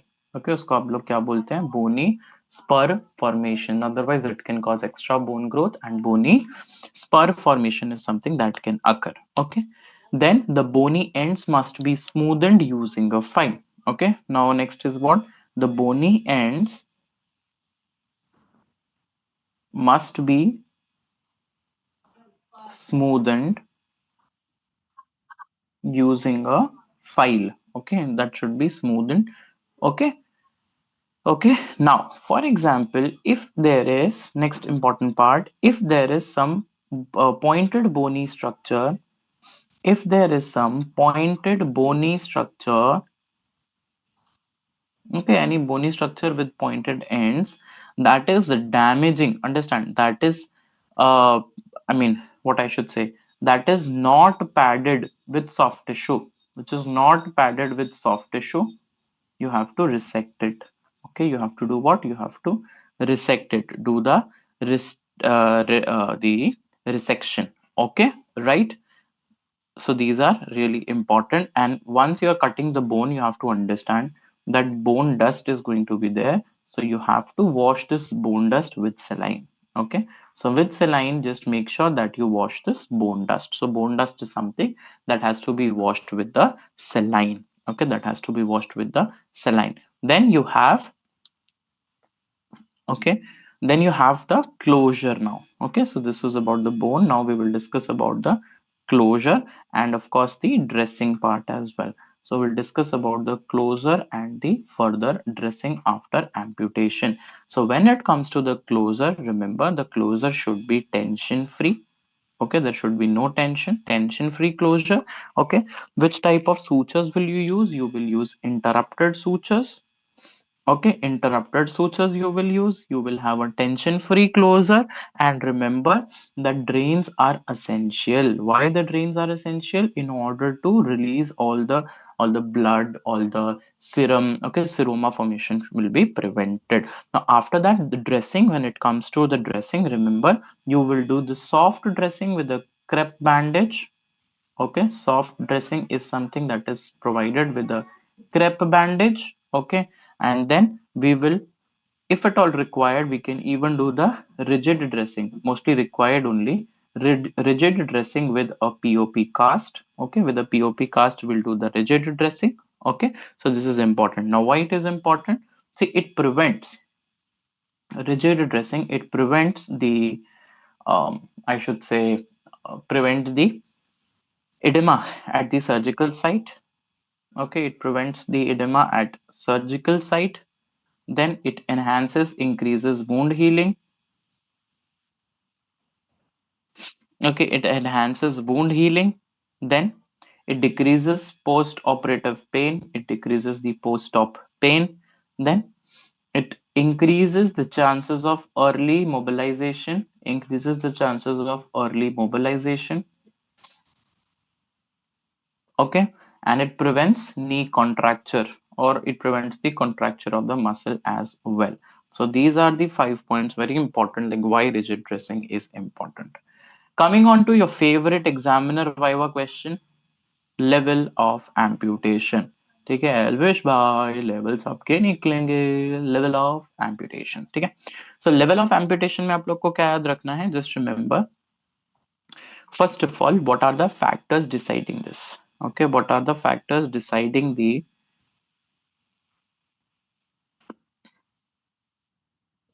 level of amputation? पता नहीं, मुझे ऐसे लग रहा है ये level सबके निकलेंगे एल्विश का है या वो सिस्टम है उसका, मुझे याद नहीं आ रहा. Comment down in the comment section and let me know. Factors deciding that. So remember, कहाँ पर हम लोग को amputation करना है? सबसे पहले वो factor decide करता है zone of injury. Okay, कि injury कहाँ पे हुई है? That's to irreversible injury. Zone of injury. Okay, if it's an injury, if that's a trauma, then margins, we have to check margins that has to be cut for if it is a case of like tumor. Then adequate circulation. Okay, so circulation has also been to be preserved. Like for example, if it's a case of peripheral vascular disease, तो उस case में तो circulation is of a very big concern. So we have to see that. ठीक है. Then we have to check the control of infection also. ठीक है, कि उस वहां कट करो कि जिसके बियॉन्ड आपको इन्फेक्शन नहीं दिखना चाहिए. Control of infection and of course the nutritional status also. कोई मान लो आर्टेरियल सप्लाई नहीं हो रही है उस रीजन में, आप उसको वहां से कट कर दो कि जहाँ आर्टरी भी कट हो जाए, तो फिर तो वो बोन मर जाएगी आपकी. ठीक है, सो वो आप लोगों को याद रखना है. ठीक है, अब मैं कुछ एक आपको एग्जाम्पल्स बता देता हूँ. ठीक है, तो let's take some 1 or 2 examples of where to cut the bone. Okay, so if I talk for upper limb and if I talk for lower limb, this has been given in Maheshwari also, I feel. So in upper limb, the cut should be, so you have got A, E, you have got B, E, okay, above the elbow, below the elbow, A K, B K, above knee, below knee. So remember, if this, if it is above the elbow, then it has to be 20 centimeter from acromion and 4 centimeter from axillary fold. 20 from acromion, 4 centimeter from axillary fold. And what about BE? Below elbow, you have to understand 18 centimeter from olecranon, 3 centimeter below biceps insertion. So remember this below, this has got B, this has got O. So O is olecranon, B for biceps. Okay. So coming on to the lower limb now. So lower limb, if I talk about, so above knee, it has to be 12 centimeter from above knee, and below knee is 14 centimeter below knee. Okay, that has to be below knee. ठीक है, समझ में आ गया आप लोगों को? Good. Now coming on to very important topic of discussion, what do you mean by ideal stump?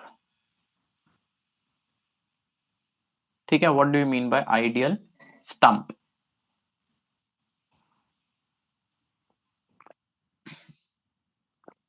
A little glucose is also necessary.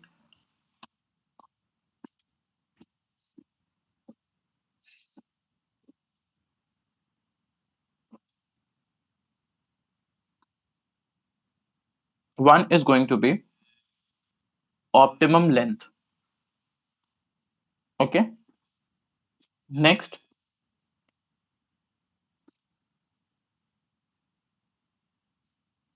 ends of the stump should be rounded and smooth. Okay, should be rounded and smooth. Then it will have the skin over it. Third point, skin should be properly vascularized. Okay, the skin should be properly vascularized. इसी बात को थोड़ा और अच्छे से explain करते हुए वो लिखते हैं, no spur or projections outside the or out of the bone. Okay, outside the bone. Then अब मसल्स की बात करते हैं, मसल्स नहीं, आई शुड से ड्रेसिंग की बात करते हैं, और मुझे कहना चाहिए क्लोजर की बात करते हैं. No dressing, no tension. Okay, tension free stump. Okay, it should be a tension free stump. Okay, that the scar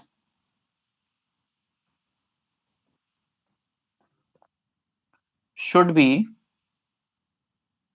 away from bone. Okay, the scar should be away from bone, not adhered at all. Not adhered at all. Okay, and bone के साथ में क्या होता है बच्चे? Joint. So joint movement should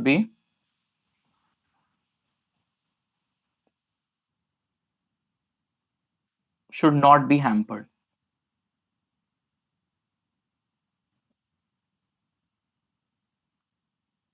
Joint movement should not be hampered. Then if at all there is some projection or something, you should remember there should be muscle padding. That should be adequate. So adequate muscle padding should be there. And in the end, remember, it should be healed completely.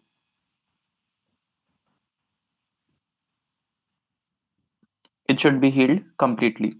So this is about the ideal stump. So 9-10 points of ideal stump I have told you.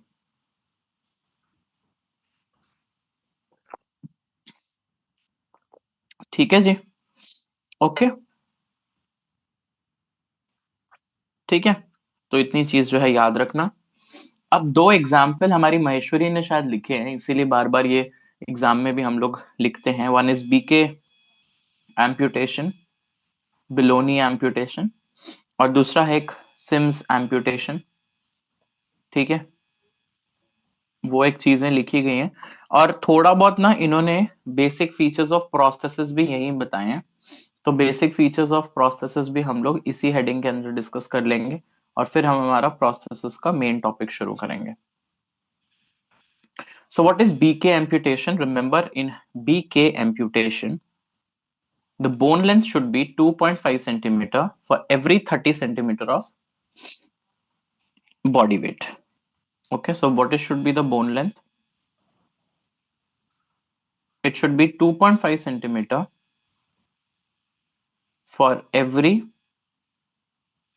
30 centimeter of uh, this. You can just leave a blank. I have to check. It should not be body weight. 30 centimeter of either I think bone length they want to, I mean skin length they want. Okay, just leave this as a blank. I'll just check and tell you. I don't want to teach something wrong to you. Okay.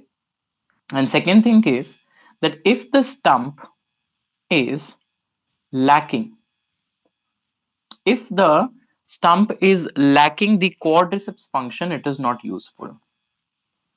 Okay, if it is lacking quadriceps function, it is not useful.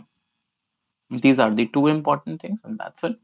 Then Sims amputation. So this is the amputation at distal end of tibia. Okay, so this is the amputation at distal end of tibia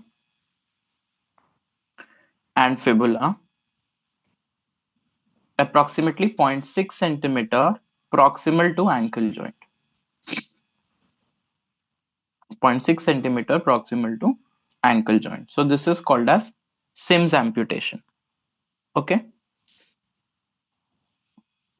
right, that's it. Coming on to the last part of this is the basic features of prosthesis. Just give me 1 second. Hello. Yeah.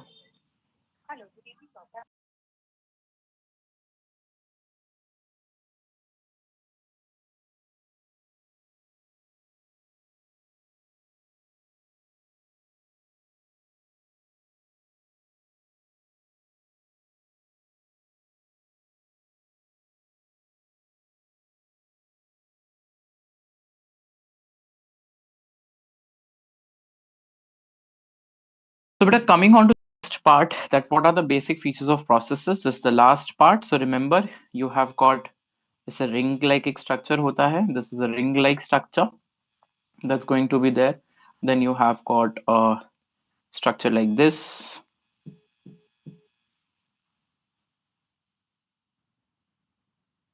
अब नीचे तो कुछ नहीं करना, बस एक glass बनाना है, wine glass, और हो गया.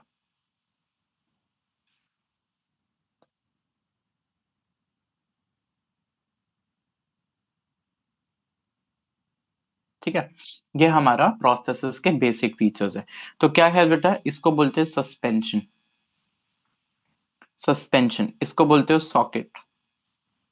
ठीक है, और इसको बोलते हो प्रोस्थेटिक फुट एंड, क्या बोलते हो इसको, इसको आप बोलते हो प्रोस्थेटिक फुट एंड एंकल. ठीक है, prosthetic foot and ankle.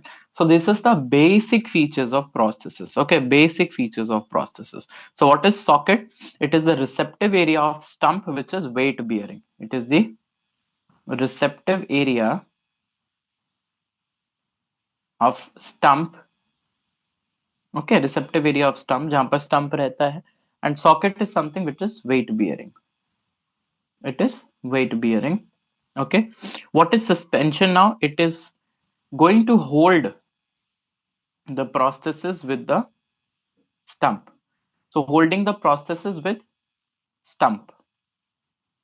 Okay, and joint, just remember what is the function of joint. Amputed joints replaced with artificial joints. So remember this is the prosthetic one. So this is the joint actually. So joint is that original joint, actual joint. So remember, the amputated joints replaced with artificial joints. Okay, amputated joints are replaced with artificial joints. Okay, and what is the base? So base is something that is in contact with. Okay, base is something that is in contact with floor. Okay, so contact with floor is maintained by what? That is maintained by base. ठीक है जी, चलो. So this is about what? This is about the simple basics of prosthesis. ठीक है, basic features of prosthesis. Coming on to the last second topic for today, prosthesis, because it itself is a question, has been asked as a question, a short note, prosthesis. So let's discuss now prosthesis.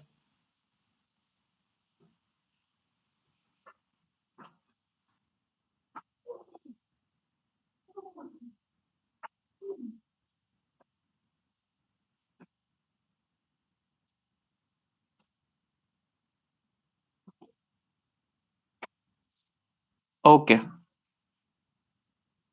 हाँ जी, chalo. So coming on to the processes now. So Jessica says socket receives stump. बिल्कुल सही बात है. Summer, okay, sir, you're the best. Thank you, Ji. Thank you so much. So coming on to the prosthesis now. Okay, so what is prosthesis? What is the definition of prosthesis? Definition, by definition, prosthesis means these are the devices designed to replace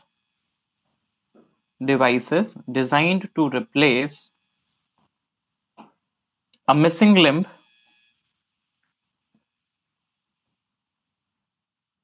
and to restore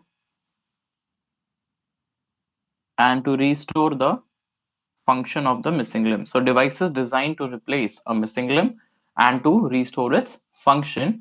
This is called as prosthesis. This is called as what? This is called as prosthesis. Coming on to what are the different functions of prosthesis? Hanji, what are the different functions of prosthesis? Quickly tell me. So one I have written that replacing the Hanji, one I have written replaces the missing part of the body.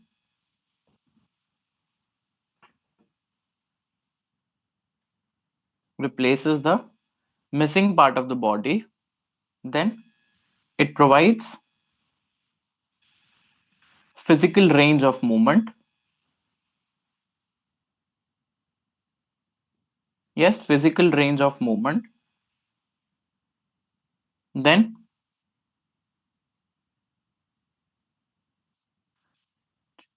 also increases the social acceptance, and of course the mental being of wellness. Okay, so the patient is going to feel good, okay, with this prosthesis. Now what are the characteristics of good prosthesis? Okay, what are the characteristics of good prosthesis?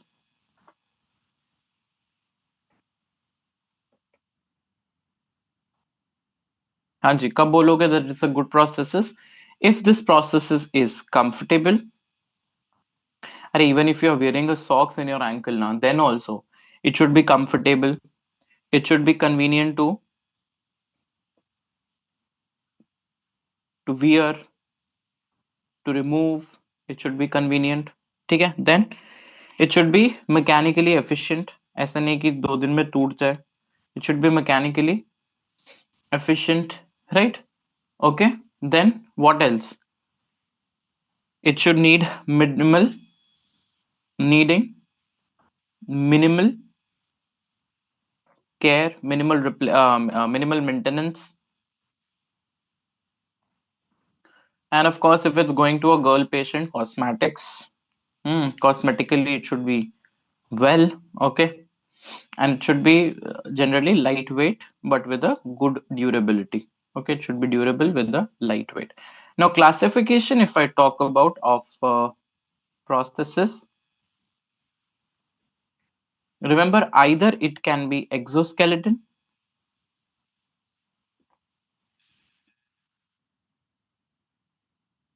or it can be endoskeleton. Either it can be exoskeleton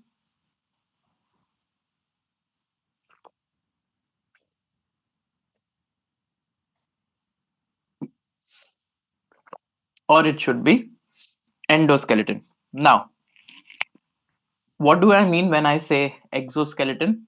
So remember, the diagram which I've shown you, it was gaining the structural integrity from the inner endoskeleton. Okay, right? So just remember that, जो endoskeleton वाले होते हैं ना, वो cosmetically इतने अच्छे नहीं होते हैं. Okay, cosmetically they are not very well, cosmetically not very good, and they gain their structural integrity. मतलब ये सीधी सी बात ये है कि भाई वो तब जा करके अपनी पोजीशन में आएगा when you will insert the stump into it. The amputation stump जब आप उसमें डालोगे, तब उसको uh, तब उसको इंटीग्रिटी मिलेगी. ठीक है, so gains structural integrity from internal internal endoskeleton.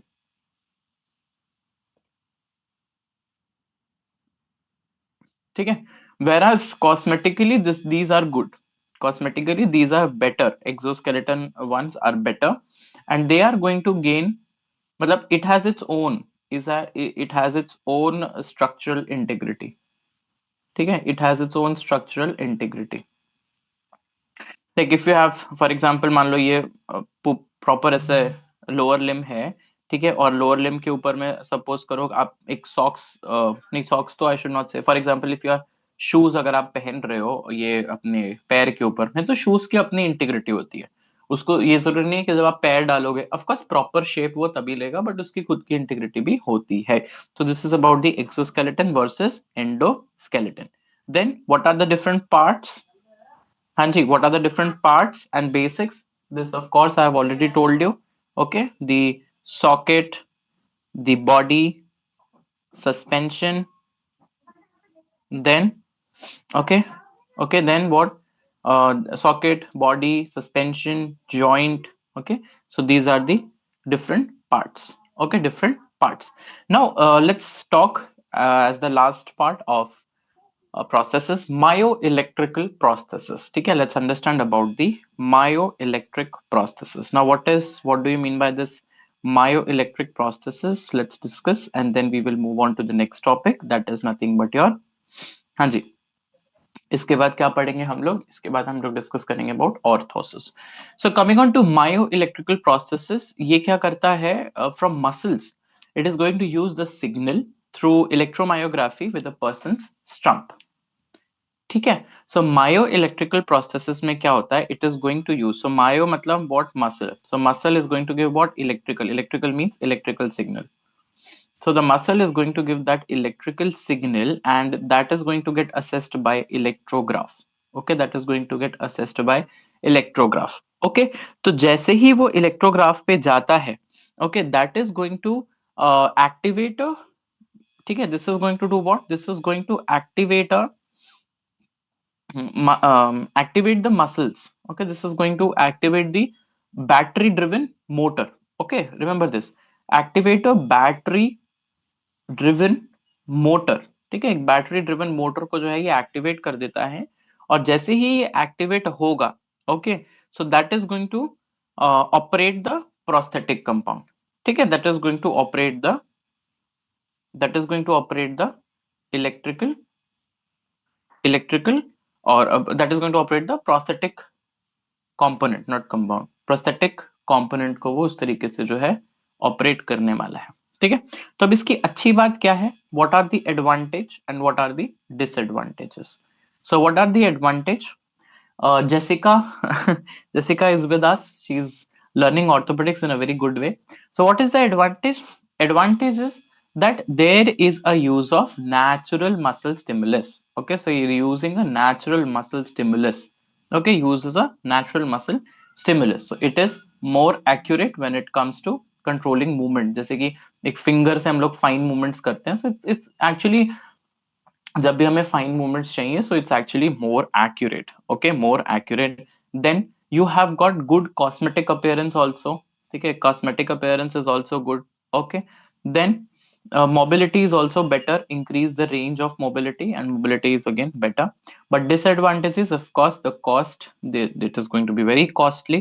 Okay, and then skills are required for its manufacturing also, for the use also. Okay, then it needs servicing on regular basis. Then battery, of course, it has to be charged regularly. Okay, so this is important. And then around the electric field and magnetic field, it does not function. So around the electric field and magnetic field, it does not function.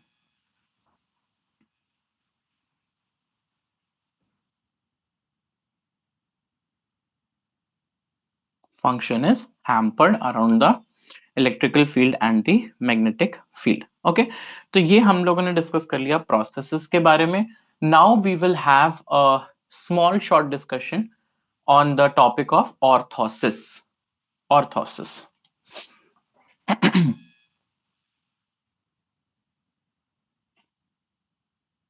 So next topic, orthosis. But before we go on to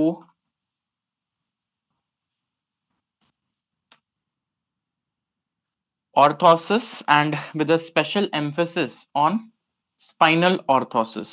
ठीक है, spinal or okay, one second, let me just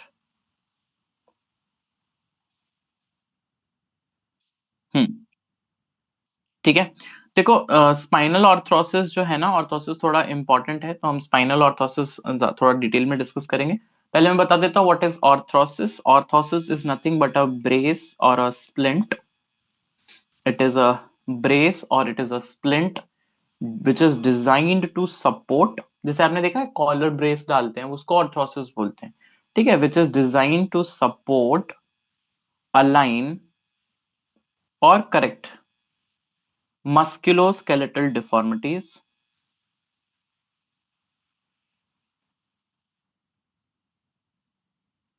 Musculoskeletal deformity. ठीक है. Now what is the purpose of using the orthosis?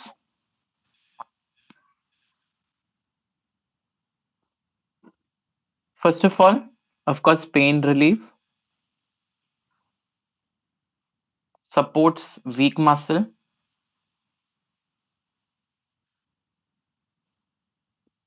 immobilize a joint,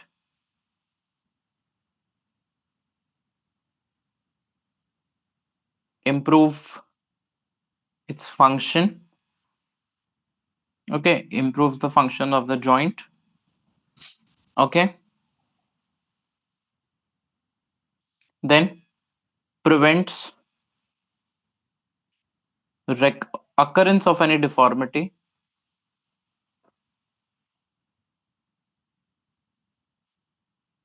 Okay, and of course it corrects the uh, existing deformity. So वो तो आप लोगों को पता ही है. The very first line I have already discussed with you. Okay, now there are different orthoses. ऐसे मैं in general आपको बता देता हूँ कि what are the different common examples. So common examples if we take, then this is AFO, CAFO, TULSO, then cervical brace, cervical orthosis, cervical collar, and wrist splint. These are really very important. So what is AFO? Ankle foot orthosis. Ankle foot orthosis. What is CAFO? Knee ankle foot orthosis. Knee ankle foot orthosis. What is TULSO? Thoraco lumbar sacral orthosis. Thoracolumbar sacral orthosis. Okay, right. So when you will use ankle foot orthosis, like for an example in the case of foot drop, ठीक है, तो foot drop में आप you use ankle foot orthosis. Then when you will use knee ankle foot orthosis in the case of knee stability. Okay, knee instability के time पे आप लोग use करते हो knee instability. इसी तरीके से if you talk about thoracolumbar, then it is used in what? It is used in spine instability patient.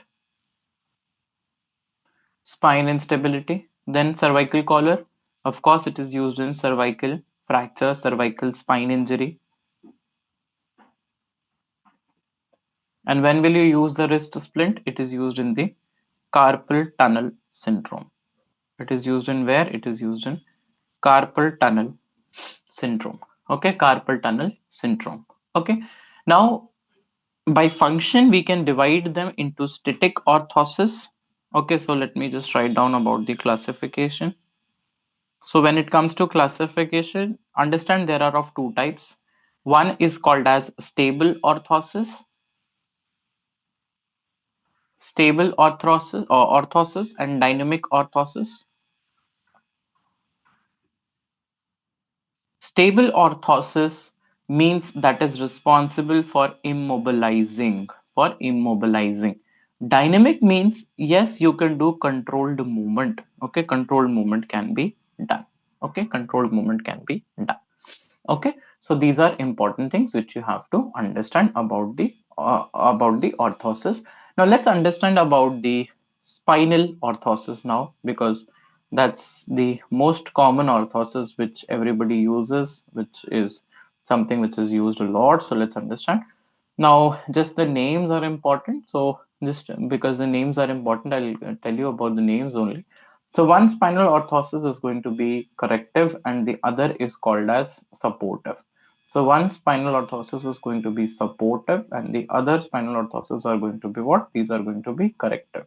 So what do you mean by supportive and corrective? Remember, if it comes to supportive, there is a fabric spinal orthosis. Fabric wala spinal orthosis. Okay, नहीं तो दूसरा rigid spinal orthosis. ठीक है. Fabric spinal orthosis prevents extreme movements. ठीक है. It prevents what? It prevents extreme movements. whereas if you talk about rigid spinal orthosis, ठीक है, they like firm support because they are generally made up of metals. Okay, metal से बने हुए होते हैं ये. ठीक है. So they are for firm support.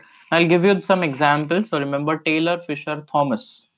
Taylor, Fisher, Thomas. Okay, so Taylor spinal brace, Fisher spinal brace, Thomas spinal brace, all are depending upon this only. Okay, whereas if they are having the names just like sacroiliac orthosis, lumbosacral orthosis, then thoracolumbar, these all are nothing, not rigid at all. But या spinal belts वो भी आपको पता होना चाहिए. नाम से ही पता लग रहा है बेल्ट है. Belt is something which is made up of fibres. You can remember like this. ठीक है. And then is corrective. कोई डिफॉर्मिटी को अगर हमें करेक्शन देना है तो वहां पर हम लोग इसको यूज करते हैं. For example one is called as Boston brace and the other is called as Milwaukee. So उसका नाम कुछ और होगा, मुझे नहीं पता, but I always use to speak it Milwaukee की ब्रेस. ठीक है. मिलवाओ की ब्रेस, बॉस्टन ब्रेस, मिलवाओ की brace, these are really important braces. तो ये हम लोगों ने ब्रेस की बात कर ली. तो देखो ये थी आज की क्लास में जो जो चीजें इंपॉर्टेंट थी, मैंने सारी चीजें आप लोगों को बताई हैं. ठीक है. बट अब कुछ एक एक्सरेज हैं वो आपको जरूर देखना है. देखो बच्चे ध्यान से इसको समझो. ठीक है. Now understand this very well. Good students, all the good bachas, just look at over here. Okay, now this is a this is a black part and this is a white part. ठीक है. तो ये black वाला part क्या है और ये white वाला part क्या है? Remember, this black part is nothing else but your sequestrum, because what is sequestrum? A dead bone. ठीक है. Dead bone. So you very well know कि एक जो डेड बोन नहीं है वो आपको व्हाइट दिखेगी, स्लाइटली व्हाइट. वैसे तो ब्लैक ही है बट स्लाइटली व्हाइट. लेकिन सिक्वेस्ट्रम जो है वो डेड बोन. और can you see this thickened area? Okay, this thickened sclerotic bone. इसको आप क्या बोलेंगे? Thickened sclerotic bone. This is called as इन्वोल्क्यूरम.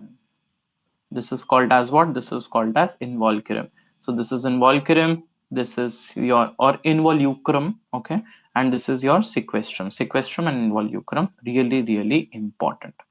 So 7-year-old baby presenting with fever, with high grade fever, severe pain is there, swelling of the lower end of the femur, child refuses to move the limb, there is warmth, there is tenderness, there is restricted movements. Yes, most likely diagnosis, this is acute osteomyelitis. Why? Because everything is happening because of 3 days, because of happenings in 3 days only.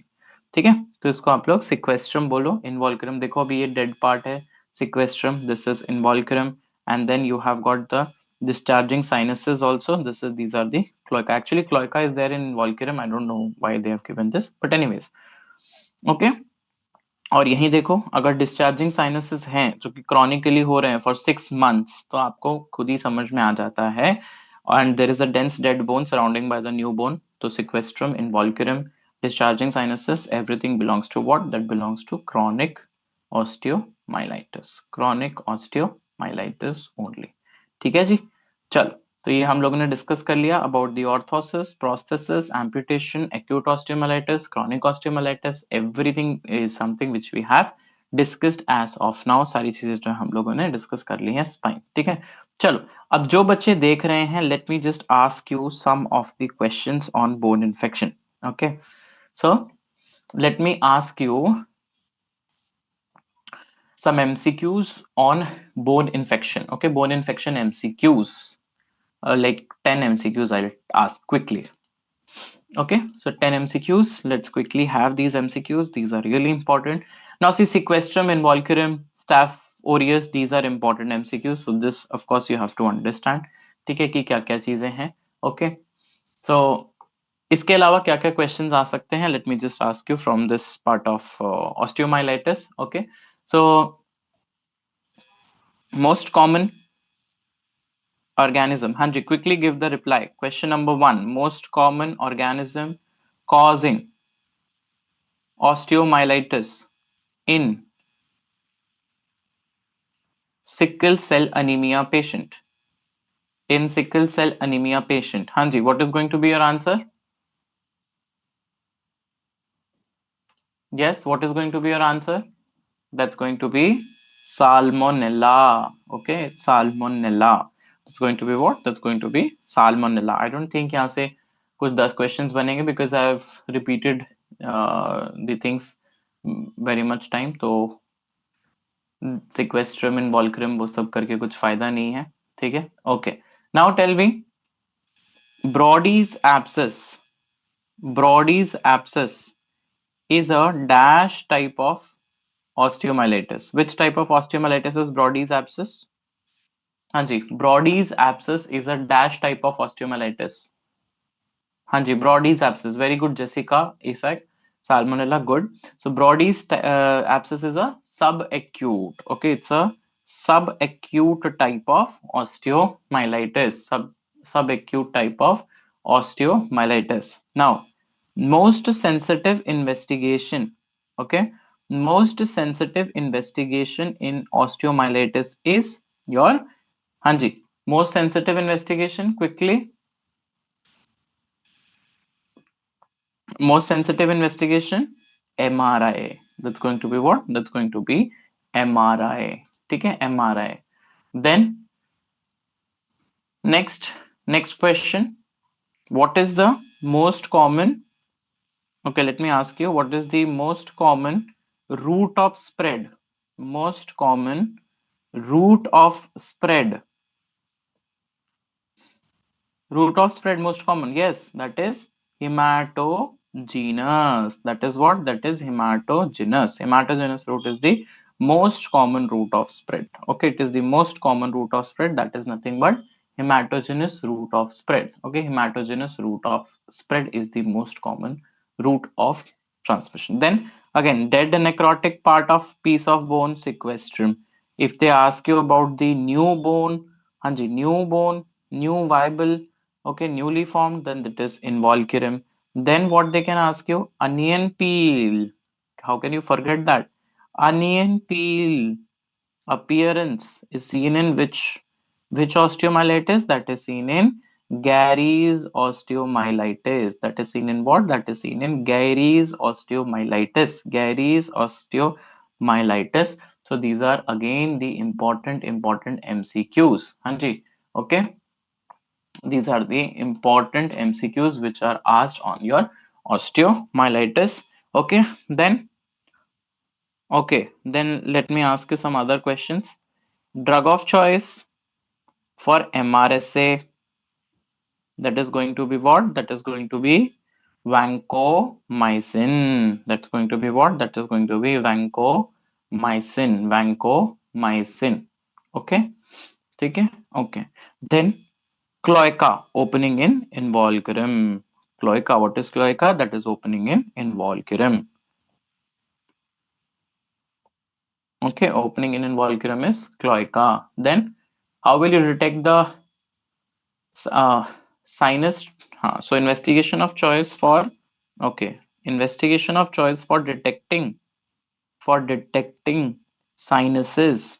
So if you want to detect sinuses, that is going to be sinugram. That's going to be sinugram more importantly than MRI. MRI से ज़्यादा important क्या है बेटा? Sinugram is going to be more important than MRI. ठीक है, more important than MRI. ठीक है, चल. So this is it about today.